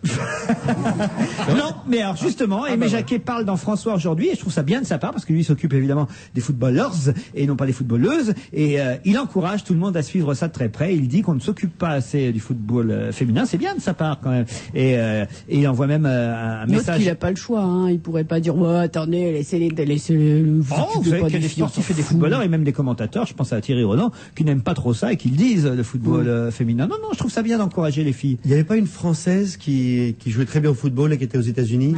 Elle a Marinette Pichon. Marinette Pichon. Elle est formidable. Avec ce nom-là, je trouve que c'est la France éternelle. Marinette Pichon. Il y a une question que je me pose, c'est est-ce que les footballeuses comme Marinette Pichon épousent des mannequins hommes? Vous voyez, comme les... Ben, c'est vrai. Ce serait pas saut. Franchement. Oui. Je dis ça parce que les footballeurs épousent souvent des jolies filles. C'est le cas de David Beckham. Ça me permet de donner l'autre info de football. Mais alors celle-là est assez étonnante, vous allez le voir.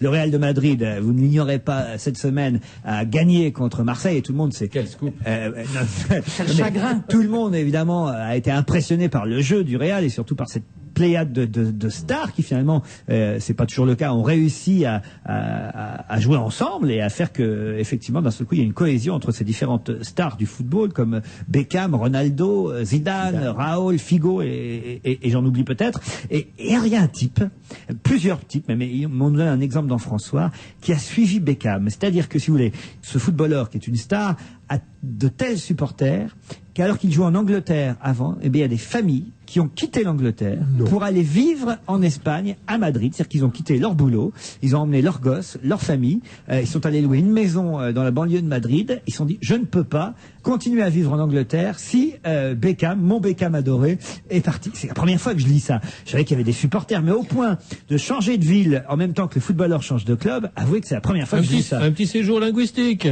C'est dingue. Il y avait une histoire célèbre comme ça, c'était un type qui s'appelait Justerini, qui était marchand de vin, qui était tombé amoureux, il habitait à Milan, qui était tombé amoureux d'une cantatrice. Il quitte femme et enfant, il va vivre à Londres pour retrouver la cantatrice, qui le laisse tomber.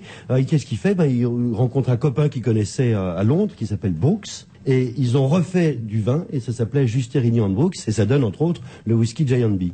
Oui, mais là il y a une histoire d'amour, tu comprends, il y a Joli quelque chose de... Oui, c'est vrai, Isabelle a raison. C'est une sorte de passion, tandis que là, je sais pas... c'est aussi de la passion. Et alors la femme et les mots... Madame Hodge, elle s'appelle, je peux vous donner son nom, ils viennent de prouver, les Hodges, dit le journal 20 minutes, ils viennent de prouver leur attachement à leurs idoles. Cette famille qui était basée à Cornwall, en Angleterre, a tout simplement décidé de déménager afin de suivre le footballeur jusqu'au Real de Madrid. On y avait déjà pensé auparavant, a dit Phil Hodge, le père de famille. On s'est dit qu'il fallait absolument le suivre en Espagne. Le clan Hodge a donc élu domicile à Alicante, une des stations balnéaires les plus fréquentées de l'Espagne. Mais c'est pas tout près de Madrid quand même, hein? Ouais, mais pour les Hodge, la raison, alors je vais vous expliquer pourquoi. Pourquoi ils ont choisi Alicante, c'est que nous ne savions pas si David Beckham irait à Barcelone ou à Madrid. On a donc choisi une ville équidistante. Ça, c'est quand même génial. C'est-à-dire qu'ils étaient là, il fallait qu'ils déménagent. Je savais pas s'il allait à Madrid ou à Barcelone. Ils sont allés entre les deux. C'est pour ça que les transferts de joueurs coûtent à peau des fesses. C'est parce qu'il faut transférer également les familles qui les accompagnent. Ça fait du monde, hein. Il faut affréter un avion spécial. Non, mais c'est assez fou. Oui, c'est dingo. Ouais. Peut-être qu'en fait, c'est un vendeur de t-shirts, et donc il a suivi la vedette, où il fait un spécial old dog Beckham, et donc il suit Beckham partout où il va. Moi, j'ai connu un couple belge qui suivait l'équipe dont ça va être grave. ils étaient supporters. Et comme il y a un match à l'extérieur tous les 15 jours, parce qu'ils jouent jamais toujours le même, ils changent de maison tous les 15 jours. Quand c'est Rouen-Auxerre, ils vont habiter à Auxerre. Bon, allez, ça fait 4. Motro. Vous voulez poursuivre votre carrière à la télévision? Comment ne pas tomber amoureux? Quelle est belle Isabelle Motro, hein. Oui. Oui. Je suis ravi de vous avoir recruté à la télévision. Non, franchement. Moi aussi, je suis ravi que vous m'ayez recruté à la télévision. Elle est belle, elle passe bien, elle est ravissante. Elle est en plus intelligente et brune aux cheveux courts. Mais qu'est-ce qu'ils ont? Pas cher. Qu'est-ce que ça cache?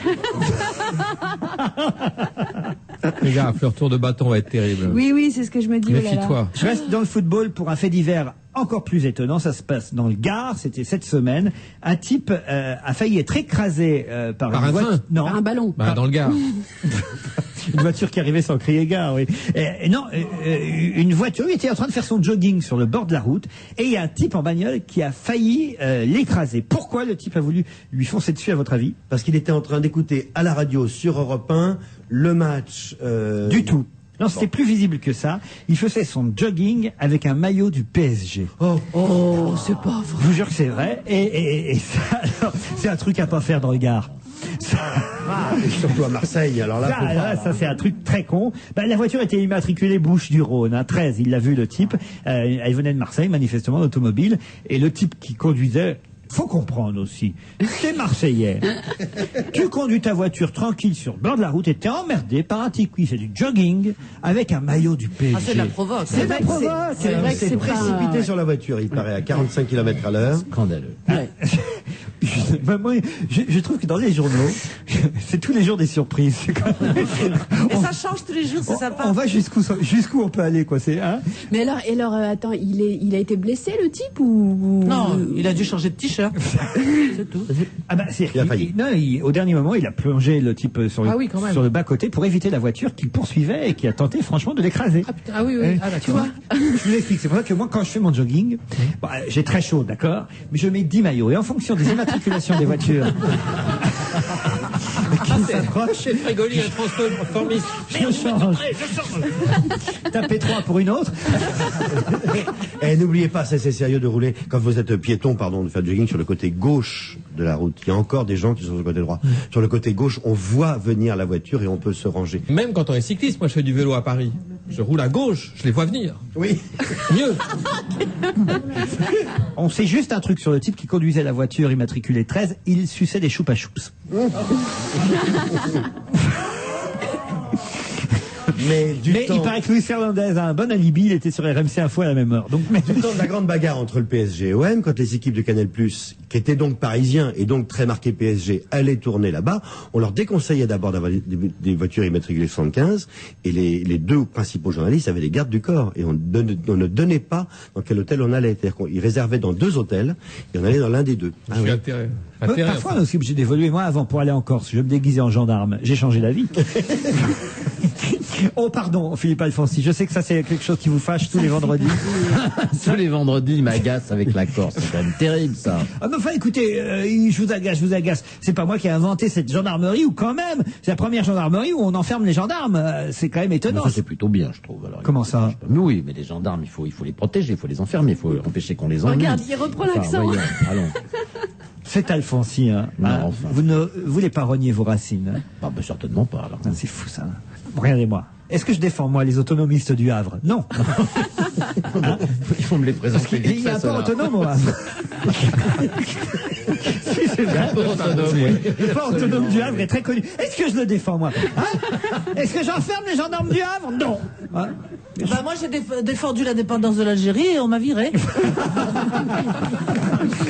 Un peu de musique avec Elton John. C'est un nouveau CD qui vient de sortir. Il paraît que ça fait un tube en Angleterre, comme rarement Elton John en a connu. Et pourtant, alors dis donc ça donne une idée de l'infini. Ah ben, je vous jure, ça s'appelle Are You Ready for Love? Êtes-vous prêt pour l'amour? C'est numéro 1 en Angleterre. C'est un nouveau single. Ça sort là justement chez nous, tout frais, tout chaud. Peut-être vous l'avez même pas entendu encore. C'était un titre déjà sorti, parce qu'il fait pas du nouveau non plus, du neuf, Elton John. C'était un titre sorti en 77, mais uniquement sur un maxi vinyle. C'est la première fois que ce single existe et sort en CD. Ça fait un carton outre-Manche. Écoutons le nouveau vieux Elton John, Are You Ready for Love?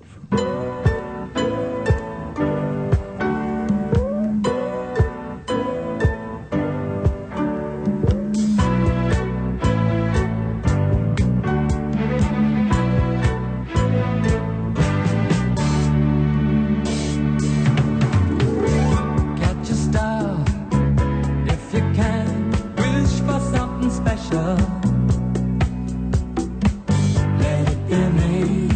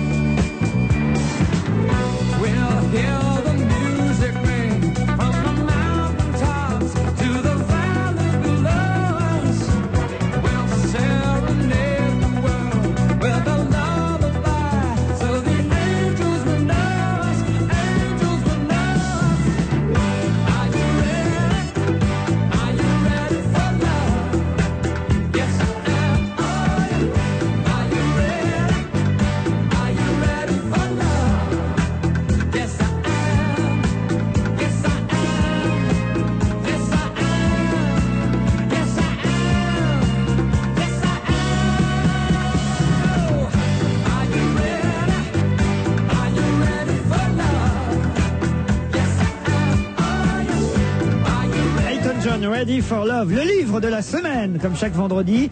Cette fois, nous avons choisi un roman publié chez Julliard, signé Philippe Besson, Un garçon d'Italie. C'est le titre de ce nouveau roman que vous avez lu pour nous. On commence par Sophie Garel, évidemment notre chroniqueuse littéraire que toutes les radios nous envient.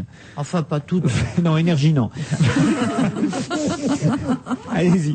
Bon, ben, c'est une histoire à 3 personnages. La première page nous raconte un petit peu, nous résume un petit peu la situation. On vient de retrouver sur les bords de l'Arno, le fleuve qui traverse Florence en Italie, un cadavre d'un jeune homme.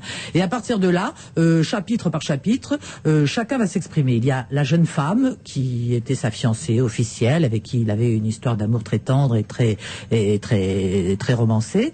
Cette jeune femme à qui on avait signalé la disparition de cet homme, à qui on apprend cette mort et qui parle et qui dit les relations qu'elle avait avec cet homme, tout ça. Il y a le mort qui s'exprime. Alors il commence par sa petite raideur, après sa petite raideur il passe de sa petite mollesse, après sa petite mollesse il parle de sa petite décomposition, et puis petit à petit de ses obsèques et de tout ce qui se passe autour de lui. C'est lui le garçon d'Italie. Oui, le garçon. Non, c'est pas lui le garçon d'Italie. Alors le mort s'exprime, et puis après c'est qui le garçon d'Italie alors laisse-moi te dire, je t'ai dit qu'il y avait 3 personnages, laisse-moi arriver au 3e, c'est pas l'annuaire. Alors le 3e, c'est un garçon, et c'est là le côté mystérieux de ce noyé en question, car le 3e garçon, c'est un jeune homme qu'il a rencontré à la gare de Florence, un jeune prostitué qui ressemble effectivement à un détail d'une fresque que l'on trouve à la chapelle Brancacci à Florence, un tableau qui est sur la couverture de Filippino Lippi, qui est un grand peintre. Et ce petit prostitué a eu une histoire aussi passionnelle avec le mort. Alors évidemment la police va se mêler de tout ça parce qu'on va faire l'autopsie de ce mort, la police va savoir si c'est un suicide, un meurtre, si c'est une maladie. Et effectivement, ce livre est extrêmement bien tourné. Il est pudique, il est fin, il est intelligent. Moi, j'avais adoré le bouquin précédent, l'arrière-saison, qui était aussi très bien écrit et rapidement fléché. Mais là, si vous voulez, on a l'impression d'assister à un roman policier. On se dit, il va se passer quelque chose, parce que la fille qui apprend qu'il y a eu une double vie malgré le mystère et le silence de la police, des parents, de la famille, elle essaie de rencontrer le petit prostitué. Tout le monde est joli, tout le monde est beau, même le prostitué, il est sympathique, il a des bons sentiments. La jeune fille, elle sort du 16e avec son petit serre-tête. Le mort, il a que des bons sentiments. Il aimait tout le monde aussi. Il était gentil, il a dit. Et puis, on se demande pourquoi il est mort. Eh ben, il se passe vraiment, on est un peu déçu. Un petit peu décevant, mais vraiment, c'est un livre qu'il est agréable de lire. Bon, c'est déjà ça. Allez, vers qui je me tourne. Si la fin est décevante, comme tu dis, ça prouve simplement que c'est pas ça l'enjeu du bouquin. Voilà. Et que l'enjeu du bouquin, c'est pas, mais non de là, comment est-il mort ce garçon qui s'appelle Lucas. C'est pas ça l'enjeu. L'enjeu, c'est plus la narration à 3 voix entre Lucas, le garçon mort et qui parle au-delà de la mort, Anna, qui est sa femme ou sa fiancée régulière, et Léo, la petite frappe avec qui il avait une histoire passionnelle. Et ce récit raconté à 3 voix, à chaque fois, c'est Lucas, Anna, Léo, Lucas, Anna, Léo, à raison de 3 ou 4 pages par chapitre. C'est le chapitre très court. On a l'impression d'être un peu comme dans un jeu vidéo. On est l'espèce de petite bille qui rebondit inlassablement sur les 3 côtés d'un triangle comme ça. Comme si cette histoire, qui n'en est pas une tout en étant une, qui est plus une histoire de sentiment qu'autre chose, était bénéficiée de 3 éclairages différents qui finissaient par s'entrecroiser. Oui, moi, mais c'est ça qui m'a intéressé. Ils sont pas assez fouillés, les personnages, à ce compte-là. Vous avez aimé ou pas le conte? Moi, j'ai aimé j'ai aimé le livre parce qu'il a d'originalité, il est assez singulier et tout ça. J'aurais juste attiré l'attention autour de cette table. J'aurais fait un petit test quand même auprès de vous, si vous n'avez pas lu le livre, Laurent. Moi, je l'ai pas lu. C'est que c'est écrit dans un style simple, pur, direct. Enfin, il y a pas de chichi ni rien. Mais il y a, page 119, un mot qui est le seul mot de ce bouquin.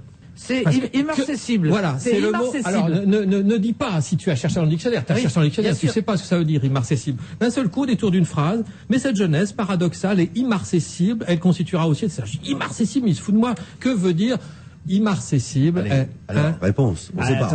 Immarcessible, ça vient du latin. C'est le seul mot, un tout petit peu tarabiscoté. Ah oui, ça t'a frappé. Moi, bien sûr. Je suis tombé de la chaise, moi. Immarcessible. Non, j'étais dans un avion, j'avais la ceinture. Immarcessible. Eh bien, ça veut dire qu'il ne peut se flétrir. Ah. Par exemple, ce Figarel est immarcessible. Voilà. Moi-même, j'espère être. Je te donnerai des cours du soir. Isabelle Motro, vous avez aimé?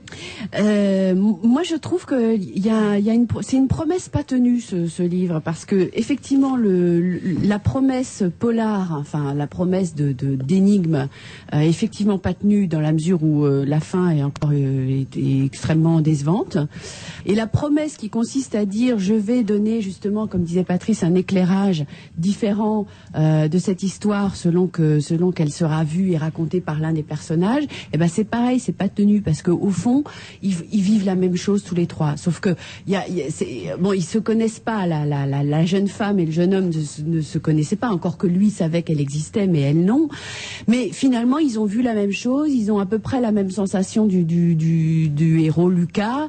On a l'impression qu'il y a un point de départ dans le bouquin, enfin 2 points de départ, le côté polar et le côté journal à 3 voix, et qu'au fond ni l'un ni l'autre n'est rempli. Donc moi j'étais assez déçu, je dois dire. Alfonsi?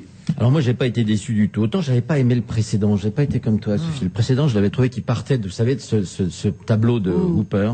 C'était quelle belle idée, on se dit, rentrer dans un tableau comme ça, imaginer ce que les personnes. Puis ça, je le félicite pour ses couvertures. Hein. C'était décevant derrière parce que peut-être l'Amérique est décevante, mais là Florence l'a beaucoup inspiré. Je trouve que ce bouquin, alors là, je le trouve très réussi. Il est écrit de façon très moderne. Hein. Il organise le zapping. Parce qu'en effet, en passant d'un personnage à l'autre, on n'a pas le temps de zapper. Hop, il a zappé avant vous. Alors donc, on ne s'ennuie pas, on reste dedans. Non, je trouve que ce bouquin est formidable parce qu'en effet, c'est pas du tout l'intrigue, on s'en fout, pourquoi il est tombé, pourquoi mais si il on est se fout tué. tout à ce compte-là. Non, c'est une autre chose. Ce bouquin, c'est un requiem. Mais un requiem dans le sens de forêt, hein, pas dans le sens religieux, mais qui est une espèce d'hymne à la vie, mais d'hymne très très fort à la vie, je trouve, hein, que vraiment, et c'est très réussi de ce point de vue-là, c'est un hymne à la vie et raconté par un mort, ce qui est, je crois, le truc vraiment original dans ce... C'est-à-dire qu'on est complètement...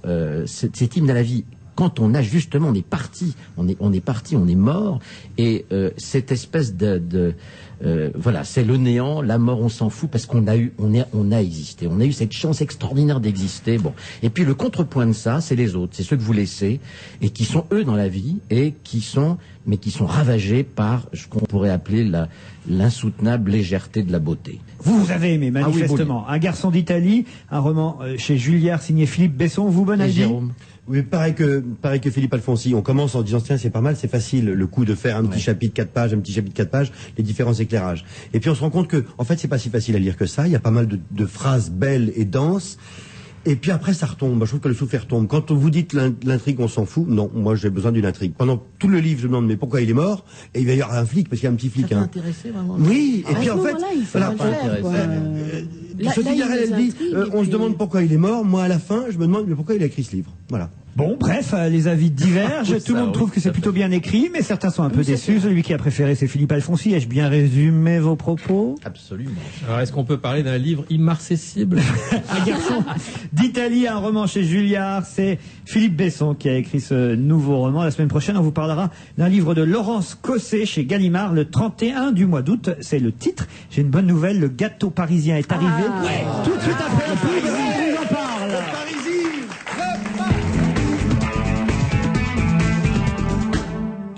Mercedes-Benz, moins 25 secondes. Les 20 et 21 septembre, venez découvrir chez votre concessionnaire Mercedes-Benz toutes les nouvelles séries spéciales. Classe A Optimum, classe A Piccadilly, classe C Édition, Coupé Sport, classe C Indianapolis. Et s'il vous reste encore un peu de souffle, ne manquez pas la classe M Inspiration. Ouverture les dimanches sans autorisation préfectorale chez les concessionnaires participants. Maintenant, il est Mercedes-Benz. Pile, l'heure d'aller découvrir les séries spéciales aux journées portes ouvertes Mercedes-Benz chez votre concessionnaire. Bonjour jeune homme, quel est ton nom? Patrick, monsieur. Alors Patrick, tu aimerais connaître ta consommation d'électricité? Non, pourquoi? Tu déménages et tu veux souscrire un abonnement. Savoir combien consomment tes appareils électriques? Mais alors, que veux-tu, jeune Patrick? J'aimerais bien rencontrer des filles qui... Ah, pas sur ce site, jeune Patrick. Ici, tu es sur edf.fr. Mais si tu as besoin de mes services, tu sais où me trouver. Pour gérer facilement votre budget électricité, connectez-vous sur edf.fr. EDF, donner au monde l'énergie d'être meilleur. C'est nouveau. Et je suis nouveau. Et c'est la meilleure idée depuis l'invention des économies. Ah oui. Je vous présente le ticket Jiffy. Merci. Grâce au ticket Jiffy, c'est moi. Pour son anniversaire, Jiffy vous offre 10% sur tout le magasin en bon d'achat. Pour tous vos achats sur tout le magasin. Jusqu'au 30 septembre, Jiffy vous offre 10% du montant de vos achats en ticket Jiffy à utiliser du 1er octobre au 31 décembre 2003. Jiffy des idées de génie. Jiffy des idées de génie. Pour connaître le magasin Jiffy le plus proche, composez le numéro vert 3220 et dites Jiffy. La technologie ne doit pas être réservée à une élite, elle doit être accessible à tous. Jusqu'au 30 septembre, les Ford Diesel TDCi Command Rail 2e génération bénéficient d'une baisse exceptionnelle de la TVA de 19,6 à 5,5%, soit 1 900 € de remise sur la Ford Fusion TDCi Élégance avec peinture métal. Les technologies évoluent, l'engagement Ford demeure. Offre non cumulable sur le prix recommandé en vigueur des fusions TDCi produites avant le 18 août 2003, réservée aux particuliers dans le réseau participant. Ouvert dimanche 21 septembre selon autorisation. On va se gêner jusqu'à 18h avec Jérôme Bonaldi, Patrice Lecomte, Philippe Alfonsi, Sophie Garel, Isabelle Motro et Monsieur Jean-Luc Valentin. Bravo. Un amoureux de la pâtisserie. Qui nous a amené le fameux gâteau dont parlait le Parisien ce matin, un gâteau donc de la capitale, le dernier gâteau de voyage. Oh ben en plus c'est en petite part individuelle. J'en ai apporté des petits aussi. Ah c'est formidable.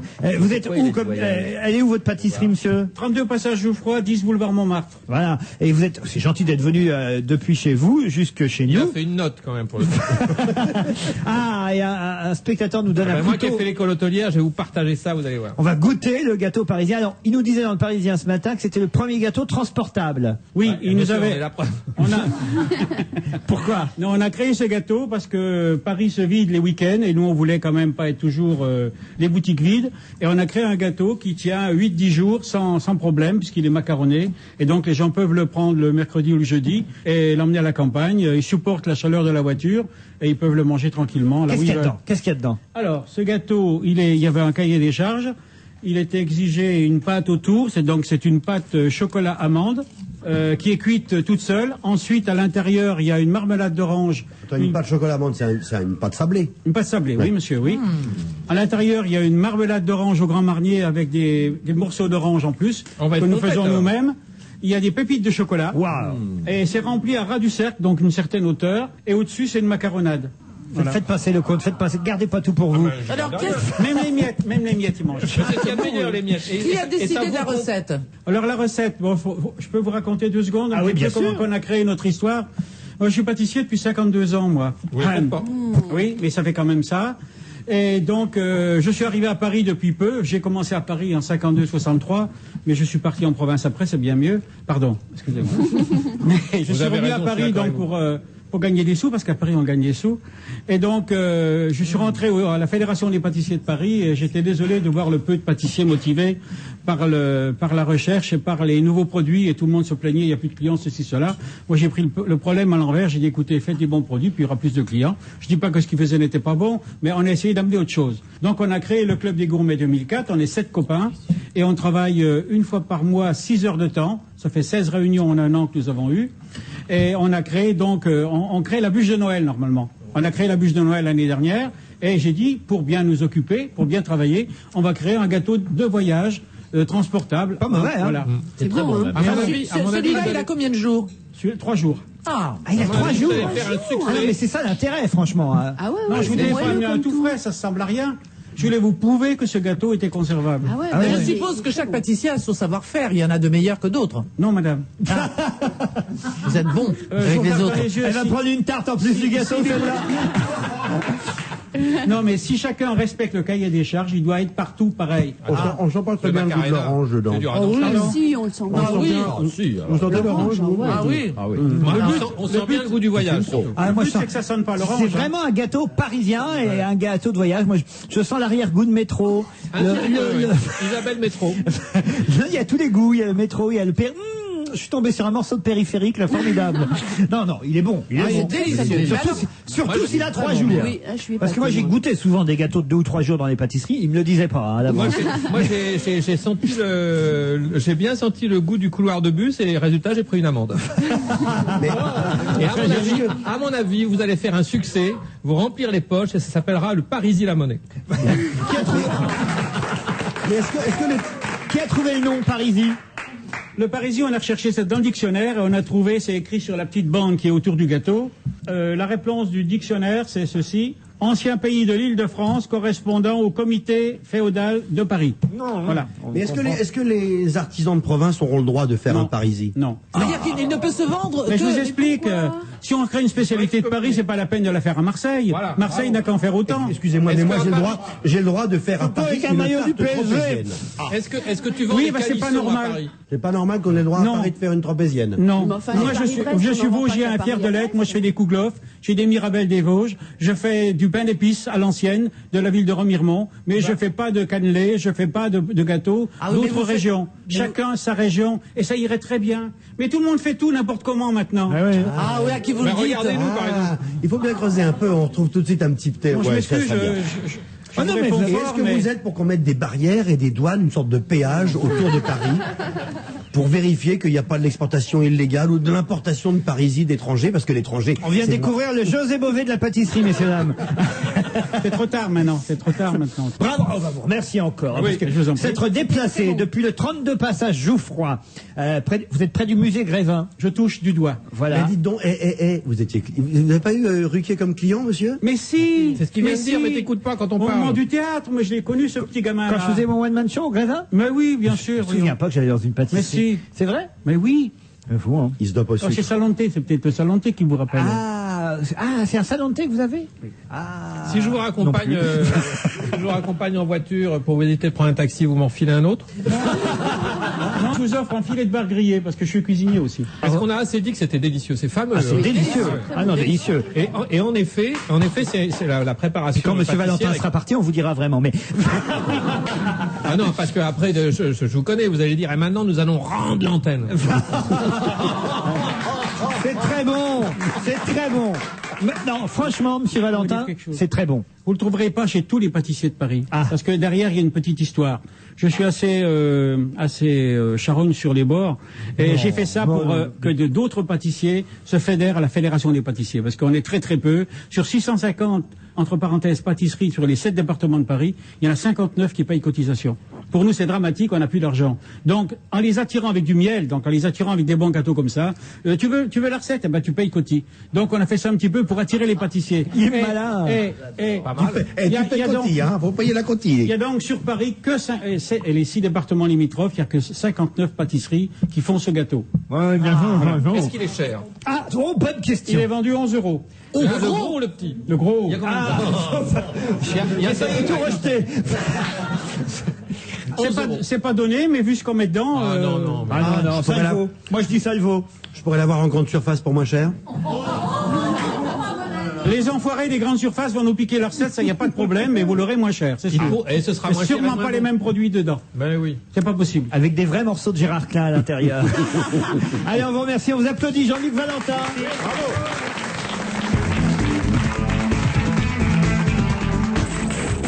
Opel, des affaires qui roulent. Vous pouvez venir en voiture, à pied, seul ou accompagné. Vous pouvez faire ce que vous voulez parce qu'en ce moment chez Opel, on est comme nos monospace. Très flexible. Si flexible qu'on est prêt à baisser les prix jusqu'à 2100 €. Alors venez découvrir nos monospace Agila, Meriva et Zafira. Mais il y a une chose sur laquelle on sera inflexible. C'est qu'on sera très flexible que du 18 au 21 septembre pendant les portes ouvertes. Là-dessus, on sera inflexible. Opel, des idées fraîches pour de meilleures voitures. Offre réservée aux particuliers, 2100 € de remise sur Zafira. TPS invente les premiers forfaits satellites à 11 € par mois. Et en ce moment, TPS vous offre 3 mois gratuits, la parabole et la Ligue 1 sur Superstat. Pour en profiter, appelez vite le 32 99. Ceux qui veulent tout, veulent TPS. 15 centimes la minute, voire conditions en magasin. Les Échos. Santé, Le nombre de Français souffrant d'obésité ne cesse de croître. économie. Depuis 15 ans, les dépenses publicitaires des principales marques de soda ne cessent d'augmenter. On comprend mieux le monde à travers l'économie. Les Échos évoluent, lisez les Échos. Ils n'ont plus rien à se maudire. Ils se performent. Découvrez L'amour est mort, une chanson inédite de Jacques Brel. La haine est devenue leur science, les caries sont devenus leur rire. L'amour est mort, Jacques Brel, le 23 septembre, un événement Barclay. Top 3, Peugeot. Aujourd'hui, les jours trop courts pour s'offrir une Peugeot au prix d'une promo. Numéro 3. Silence, s'il vous plaît. Moteur. Action. Coupé. Bon, très bien, on la garde. Maintenant, 3 heures de pause pour ceux qui veulent aller chez Peugeot, découvrir des Peugeot au prix d'une promo. Numéro 2. Vous êtes bien sur le répondeur du cabinet Dupont. Pendant les jours trop courts, le cabinet sera ouvert tous les jours de 9h à 9h01. Numéro 1. C'est enfin le week-end. Vous êtes bien chaud sur la piste. Ok, eh bien, c'est fini. La discothèque ferme. Les jours trop courts, c'est aussi le week-end. Tarif jours trop courts à partir du 10 septembre. Portes ouvertes les 20 et 21 septembre dans le réseau Peugeot participant selon autorisation. On va se gêner jusqu'à 18h avec Philippe Alfonsi, Patrice Lecomte, Isabelle Motro, Sophie Garlal, Jérôme Bonaldi. Qu'est-ce qu'il a dit, Lecomte? Parce que après le passage de Monsieur Valentin, il y a eu l'ouragan Isabelle, c'est l'ouragan Valentin. On a tous mangé du gâteau, on a coupé ça à même la table, ça fait des miettes. Alors moi, chacun nettoie son coin, et moi je disais simplement, je fais un petit temps avec les miettes, et après j'appelle un oiseau.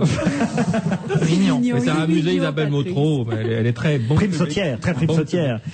Il est temps de passer à la revue de presse. On change totalement de sujet. La revue de presse collective. Ça, si on pouvait sauter ce truc-là.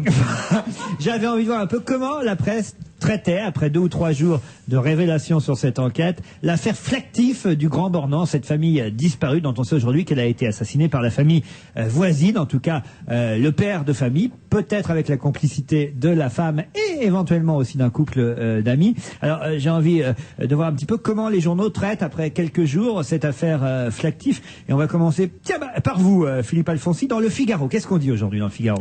Alors je ne sais pas comment les autres traitent ça, mais le Figaro rappelle quand même une chose. Il ouvre son article là-dessus, les mômes. Quand même, il rappelle quand même qu'il y avait 3 gosses qui ont été assassinés. Donc il commence son article sur les photos des gosses autour du chalet. Bon, qui aurait d'ailleurs été assassiné en premier, d'après ce que j'ai pu lire. Hein. Dans cet article-là du Figaro, il n'en parle pas. C'est dans un autre journal. Il parle en réalité justement de l'émotion qu'il y a autour de la mort de ces gosses, surtout quand on sait qu'en réalité la raison de la mort de ces enfants et de leurs parents, ça n'est pas comme on l'a laissé entendre. Et là encore, la presse devrait un peu se taper sur les doigts. On l'a laissé entendre que ce type était un épouvantable mec de l'immobilier, qui avait des trafics. Rappelez-vous, on en a même parlé ici. Ce qui reste peut-être vrai. Non, mais ce qui est peut-être... mais c'est pas la raison de cette mort et de la mort de ces gosses. Et en réalité, c'est simplement la jalousie d'un voisin qui était locataire en même temps de Flactif et qui lui a fait la peau pour essayer de récupérer le chalet dans lequel il logeait. Bon, c'est vraiment une sordide, ridicule, et on nous dit même il était un peu simple d'esprit, enfin un crétin, voilà. Dans le Parisien, Patrice Lecomte. Dans le Parisien, le titre est assez évocateur, puisque quand on parle de David Otia, qui a commencé par tuer les enfants, c'est dans le Parisien qu'on dit qu'il a tué d'abord les enfants avant d'éliminer les parents. Le titre, c'est ce jour-là, il avait décidé d'assassiner une famille entière. C'est vrai que c'est un titre qui fait froid dans le dos, et tout l'article est construit comme ça. Moi, ça m'a léché au début, et pardon pour le mot qui est un peu déplacé vu les circonstances, mais la première phrase de l'article, c'est peu à peu le scénario se précise. Et je me suis dit, un scénario qui se précise. Et en fin de compte, ça s'est pas précisé du tout, et je nage dans cette histoire comme c'est pas permis. La seule chose, alors c'est retracé d'une manière très correcte, parce que le Parisien est quand même c'est raconter les faits divers d'une manière terre à terre et précise et sans qu'on soit perdu. Mais c'est au niveau des motivations, du comment, du pourquoi. Alors là, c'est pas encore très clair. Pas très très clair. Isabelle Motro. Alors dans le Monde, c'est un petit peu pareil. Il y a le côté mise en scène. Le côté mise en scène qui est mis un peu en avant aussi. Et alors, dans Le Monde raconte avec la sobriété qu'on lui connaît, les faits qu'on connaît, et c'est vrai que du coup, on se rend compte qu'il y a quand même beaucoup de choses qui sont encore dans l'ombre, de l'ordre de la mise en scène, effectivement, parce que qu'il ait tué tous ces gens pour des raisons qui sont quand même très très minces, ça semble un mobile quand même assez ridicule et qui est pas très crédible, mais en plus les faire disparaître, le nettoyage, et raconte dans Le Monde tout ce qu'ils ont dû faire pour qu'on ne trouve aucune trace. Il y a vraiment du boulot, quoi, si je dire. Donc c'est quand même assez curieux, et le fait de raconter dans le détail tout ça montre à quel point on n'a pas fait le tour de l'affaire, quoi. C'est Alexandre Garcia qui signe le papier du Monde. Garcia comme vous, ma chère Sophie. S'il vous plaît. Alors moi c'est dans Libération. C'est votre vrai nom, rappelons-le. Oui. C'est dans Libération et c'est Monsieur Chalandon, qui est une grande signature de Libé, qui nous fait... Alors, on a l'impression qu'il va sortir un bouquin. Il faut dire que lui, attention, hein, il regarde ce fait divers à travers l'écran de la télévision. Hein. C'est une chronique télé que fait Chalandon. Oui, mais enfin, il nous en fait un début de roman. On a l'impression qu'il va peut-être pouvoir poursuivre, comme on se sert maintenant de tous les faits divers et de tous les drames de ces dernières années, comme on sort des best-sellers. Et il rappelle à peine les faits dans les 2-3 premières lignes, et après, il nous fait la littérature, et c'est drôlement bien écrit. J'ai envie de savoir la suite, moi. Mais en fait, on n'en dit pas plus sur l'événement. Sur l'affaire même. Bonaldi, François. Partout pareil, oui, ils disent que les images, on les verra en longueur dans 7 et 8 la semaine prochaine sur TF1. Moi, il y a un encadré qui m'a plu à côté, c'est sur les enfants. Non pas les enfants assassinés, mais les enfants des assassins. Et ils disent que les enfants de l'assassin seront marqués à vie. Attends, ils sont pour rien. Il y a 2 gamins, une petite fille de 6 ans, un petit garçon de 3 ans. Voir au petit matin 80 gendarmes investir son village, frapper à la porte de sa maison, réveiller son papa et sa maman et les emmener dans un endroit qu'on ne connaît pas, voir ce spectacle incompréhensible, ça vous marque à vie. Je trouve que c'est bien aussi de ne pas les oublier, eux. Oui, ils racontent que dans un premier temps, ils seront passés en général par l'avocat de la famille dans des proches. Ensuite, ils iront à la DAS et ils seront toujours les enfants des assassins. Et c'est une horreur. En particulier dans un premier temps où il faut avoir un soutien psychologique. Oui, c'est un bon angle de François. Oui, c'est bien de parler de ces... Eux sont les victimes vivantes encore de ce drame. Ça rappelle une chose importante dans les faits divers, c'est que les assassins font toujours des victimes qu'ils assassinent, mais l'autre victime, c'est leur famille. Parfait, c'est pas maltraité tout ça finalement dans la presse. En tout cas, mieux maintenant qu'avant. C'est évidemment ce qu'on peut dire, mais on peut dire ça de nombreuses affaires. Un peu de musique, et puis après on va retrouver évidemment Monique Pantel. Avant Monique Pantel, une musique qu'elle aime bien, le groupe IAM, 6 Marseillais que vous connaissez bien, qui ont été marqués par le 11 septembre 2001 et la présidentielle 2002. On retrouve ces thèmes dans tout leur album, un album un peu plus noir que les précédents. L'album s'appelle Revoir un printemps, et la première chanson extraite de ce nouvel album du groupe IAM, dont le leader, je vous le rappelle, est évidemment Akhenaton. Ils dansaient le Mia ensemble il y a quelques années. Et la chanson dont on écoute maintenant les paroles, parce que c'est important les paroles d'IAM, c'est Noble Heart.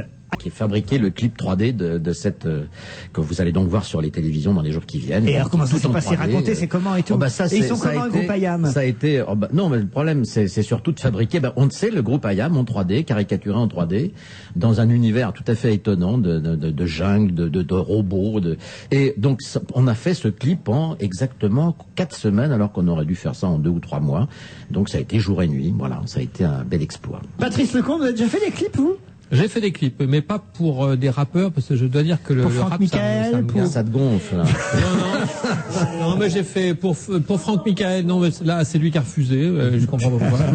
J'avais fait un Dario Moreno qui était assez réussi. J'ai fait du Jean Sablon. Pour qui, sérieux, pour qui? J'ai fait pour Souchon. Ah, très bien. Ah, ça c'est bien. Pour Alain Chamfort. Ah, très bien. Souchon, c'était KO? Quand je suis KO? Non, c'était Sous les jupes des filles. Ah oui? Le titre m'avait botté. C'est une des plus belles chansons. Eh bien, allons sous les jupes de Monique Pantel qui nous attend au téléphone. Ah, ça, je n'ai pas fait. Pour nous parler des films sortis cette semaine, Monique, bonjour. Oh, mais qu'est-ce que nous fait? Je pousse un cri de révolte. Pourquoi? Contre Tointina une palme, de Bruno Dumont. C'est le degré zéro du cinéma qui se croit génial parce qu'il prend les spectateurs pour des crétins et les critiques pour des cireurs de pompe à sa botte. Dans un désert américain, un garçon et une fille déambulent. Ils s'arrêtent dans un hôtel désert. Ils font l'amour par devant, par derrière. Elle jouit, puis elle fait pipi. Puis ils vont faire l'amour sur des rochers, puis dans une piscine. Elle a très mal, ça lui fait mal visiblement.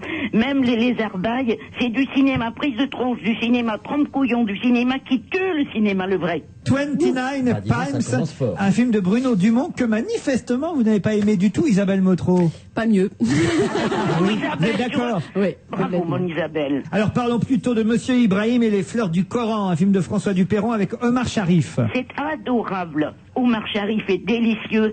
Il tient une épicerie ouverte jusqu'à minuit. Il a un petit voisin juif de 13 ans Momo. dont il s'occupe beaucoup, Momo. Il l'aime beaucoup et quand Momo se retrouve seul, le vieil arabe va adopter le petit juif et c'est très mignon. C'est une histoire d'amitié, de sympathie, d'amour. C'est un film qui fait du bien. Plus de réserve du côté d'Isabelle Motro, j'ai l'impression. Moi, c'est Eric Emmanuel Schmitt. On avait déjà eu l'occasion d'en parler ici parce qu'il a fait une trilogie autour de la religion et donc c'est l'adaptation d'un de ses livres, hein, Les Fleurs du Coran. Et je n'aime pas, en fait, c'est dans son écriture, c'est ce côté justement mignon, ce côté trop bien léché, ce côté la philosophie vulgarisée comme ça. Ça me. Attention Isabelle, les copines n'ont plus être copines. Voilà, c'est un peu ma limite, quoi. Par ailleurs, le film est tout à fait agréable. Duperron toujours aussi bien. Et quant à Omar Sharif, moi, ça faisait très longtemps que je l'avais pas vu au cinéma, c'est vrai, et c'est un plaisir, quoi. Oublié, oui. Ça, c'est vrai que ça fait plaisir de pouvoir revenir voilà. dans ce. Le capitaine Nemo épicier, ça, moi, je m'y attendais pas. Le roi du Bilto, du PMU. Il faisait et alors, et moi, j'ai plus rien à dire. Si, on vous écoute. Justement, on va passer à un autre film, français aussi, un film de Yann Samuel avec Marion Cotillard et Guillaume Canet, un premier film. Eh ben, c'est très bon. Jeu d'enfant. C'est une bonne nouvelle, c'est un bon film. C'est un joli film cruel. C'est l'amour à mort. Enfants, ceux qui seront joués plus tard par Guillaume Canet, excellent, et Marion Cotillard, qui n'a jamais joué aussi bien, qui n'a jamais été aussi bien. Enfants, ils jouent tout le temps à est-ce que t'es capable de faire, t'es pas capable, t'es pas capable. Du coup, le petit fait pipi en public, en fait, ce genre de choses. Adulte, il continue. C'est l'amour à mort, l'amour, on se déchire tout le temps, et c'est vraiment beau, c'est l'amour impossible. Et on se lance des défis les plus cruels. Les défis les plus cruels, ça va très loin. Pour une mémère comme moi, ça va beaucoup trop loin, hein, ça me ferait peur, hein, l'amour à cette altitude. Mais c'est un film très, très, très follement romanesque et qui plaît à tout le monde. Jeu d'enfant, Isabelle Motro. Moi, j'ai été quand même très dérangée par le début qui ressemble à Amélie Poulain d'une façon vraiment dérangeante, quoi. Enfin, j'avoue que... Il y a beaucoup d'effets spéciaux et des couleurs aussi. Non, mais c'est pas seulement les effets spéciaux, c'est des couleurs, c'est une voix off, c'est quand même beaucoup de choses. Enfin, j'avoue que moi, ça m'a quand même... Mais la partie du film avec Canet et Cotillard est réussie. La première partie avec les enfants, on a envie de les gifler de temps en temps. Ah oui, ça c'est vrai. Bravo Sophie. Oui. Sophie a aimé l'histoire d'amour. Allons voir du côté des films américains avec Les Associés, un film de Ridley Scott avec Nicolas Cage, Sam Rockwell et Alison Lohman. Eh ben, ça démarre fort. Il y a une belle ambiance, une belle musique, des bons acteurs et un réalisateur célèbre, Ridley Scott. Nicolas Cage il fait des arnaques sublimes. Sam Rockwell et son associé est en fait, Cage va être très vite baisé, je vous dis pas par qui, lui qui est le roi des arnaqueurs, va se faire arnaquer dans les grandes largeurs. L'arroseur arrosé. Oui, mais le problème c'est qu'on n'y croit pas vraiment. Et puis surtout que c'est pas drôle. Ça aurait dû être drôle, hein. Ben c'est pas drôle. C'est à cause de Ridley Scott, hein, je le nomme carrément. Il n'était pas fait pour ce genre de film. Les Associés, Isabelle Motro. Moi j'ai bien aimé. D'abord Nicolas Cage est extraordinaire, mais ça on le savait déjà. Mais là il est effectivement une espèce d'arnaqueur bourré de tics et de tocs. Il fait ça très très bien. Et puis moi j'aime bien les films d'arnaque. C'est un genre, hein, le film d'arnaque où on est aussi soi-même spectateur manipulé. Et je trouve, contrairement à ce que dit Monique, que Ridley Scott s'en sort très bien. C'est un film de genre, mais il est très réussi. Braquage à l'italienne. Ah, alors ça c'est mon amour de la semaine. Ah, c'est vrai? C'est un film délice. J'y suis allée mercredi matin, je me suis tordu les mains durant tout le film tellement j'avais peur, tellement je frémissais pour eux, c'était épatant, c'est formidable. À un moment j'ai hurlé de peur dans la salle. C'est avec Mark Wahlberg et le formidable Edward Norton, faut bien dire. Et là, très belle. Charlize Theron qui est une bombe d'une beauté, elle est sublissime. Bien que blonde, elle est belle. Elle a fait quoi, Charlize Theron? Eh ben, elle a fait quand même 2 Woody Allen. Ah oui? Mine de rien. Quand même. Mais il paraît qu'elle est canon. Elle est canon, et puis surtout, elle joue ils jouent tous très bien, et c'est de braquage. En fait, il y en a 3 braquages. Ça retombe sur ses pieds, c'est une perfection de scénario, c'est un film sensationnel. Mais vous avez aimé, Motro? Oui, moi j'ai bien aimé. J'ai bien aimé aussi. Bah, c'est super efficace. C'est vrai qu'on est accro du début à la fin. Enfin, non, c'est sublime. Voilà, ça moi marche très j'ai bien. écrit sublime. Rien d'autre dans les films sortis cette semaine? Eh ben, non. Hein. Depuis Cotter est parti? Non. Depuis Cotter est parti. Moi, j'y suis allée, figurez-vous. puis on m'a dit Otard est parti. Alors je suis rentrée chez moi. Non, depuis qu'Otard est parti, c'est très très bien. C'est un très bon film. C'est un film de Julie Bertuccelli. Voilà, ça se passe en Géorgie et c'est un scénario tout à fait étonnant. C'est 3 femmes, une jeune fille, sa mère et sa grand-mère, et qui attendent le fils et le frère de l'une d'entre elles, qui est parti donc en France en l'occurrence pour faire fortune, ou on l'espère. Et puis quand les lettres de Otard arrivent, eh bien la jeune fille les lit à sa grand-mère. Et puis un jour arrive une lettre où on comprend qu'Otard est mort. Et la petite jeune fille va lire de fausses lettres, va inventer les lettres. Et à partir de là, c'est toute une relation qui va naître, parce qu'on se demande si la grand-mère est dupe ou pas, ce qu'en pense la mère elle-même qui elle est au courant. Mais... non, c'est vraiment très étonnant. C'est un film brillant et en même temps subtil, avec une petite ambiance comme ça, très étonnante. Non, c'est un bon film. Mais c'est vrai, si je l'avais vu, c'est ce que j'aurais dit. Alors, un résumé de la situation. Je crois que vous avez toutes les deux aimé Braquage à l'italienne. On peut vraiment conseiller ce film avant tout. Jeu d'enfant aussi, même si on a quelques réserves sur le début du film. Il reste il n'y a qu'à arriver en retard. Il reste que Guillaume Canet et Marion Cotillard sont formidables. Et quand même que pour un premier film, c'est pas mal foutu. Jeu d'enfant. Des dialogues superbes. On peut le conseiller avec de bons dialogues. Monsieur Ibrahim et les fleurs du Coran, éventuellement. Et les associés aussi, le film de Ridley Scott. Non, il y a des trucs pas mal cette semaine. Et depuis qu'Otard est parti. Et voilà, et on vient d'apprendre que le film Depuis qu'Otard est parti de Julie Bertuccelli valait aussi son ticket de cinéma. Voilà. Bon, mais je vais aller boire un coup maintenant, moi. Ah bon? Ça suffit comme ça. Vous avez raison, il fait chaud, c'est prévu ce week-end, là, jusque dimanche. Monique, il faut vous hydrater. Mais après dimanche, il fait pas beau? Après dimanche, mais c'est loin déjà. Oui. Bon, mais je vous remercie pour vos conseils. Alors, à vendredi peut-être? Peut-être. Bisous. Au revoir, Monique. Quelques conseils avant de partir, un petit film, un petit livre, une petite expo, quelque chose pour le week-end, Jérôme. Un livre, ça s'appelle Un peu de science pour tout le monde, c'est de Claude Allègre, et c'est un peu de science, et c'est vraiment pour tout le monde. Ah, c'est très lisible, il n'y a pas d'équation. L'ancien ministre de l'Éducation? Oui. C'est où? C'est chez quel éditeur? Je sais plus, Julliard, je crois. Julliard, Claude Allègre. Un peu de science pour tout le monde. Sophie? C'est la fête de la bière à Munich. Et j'y vais. C'est pas vrai. Sans rire. Je pars tout à l'heure, oui. Mais il paraît que c'est chaud là-bas. Il paraît que c'est chaud, mais moi je vais à la Pinacothèque parce que c'est un joli nom. C'est les PFG qu'on a acheté. Vous nous raconterez la fête de la bière? Oui, il paraît que ça sent bon. Hein. À Munich, ça. Alors Philippe Alfonsi? C'est le mariage d'un copain à Lyon, j'y vais. Vous, Patrice Lecomte? Comme c'est la fête de la bière à Munich, je vais rester à Paris et aller au cinéma. Parfait. Et vous avez tous les conseils qu'il faut maintenant avec ceux de Monique Plantel et d'Isabelle Motro. On vous remercie, on vous embrasse, on vous dit bon week-end sur Europe 1 et à lundi.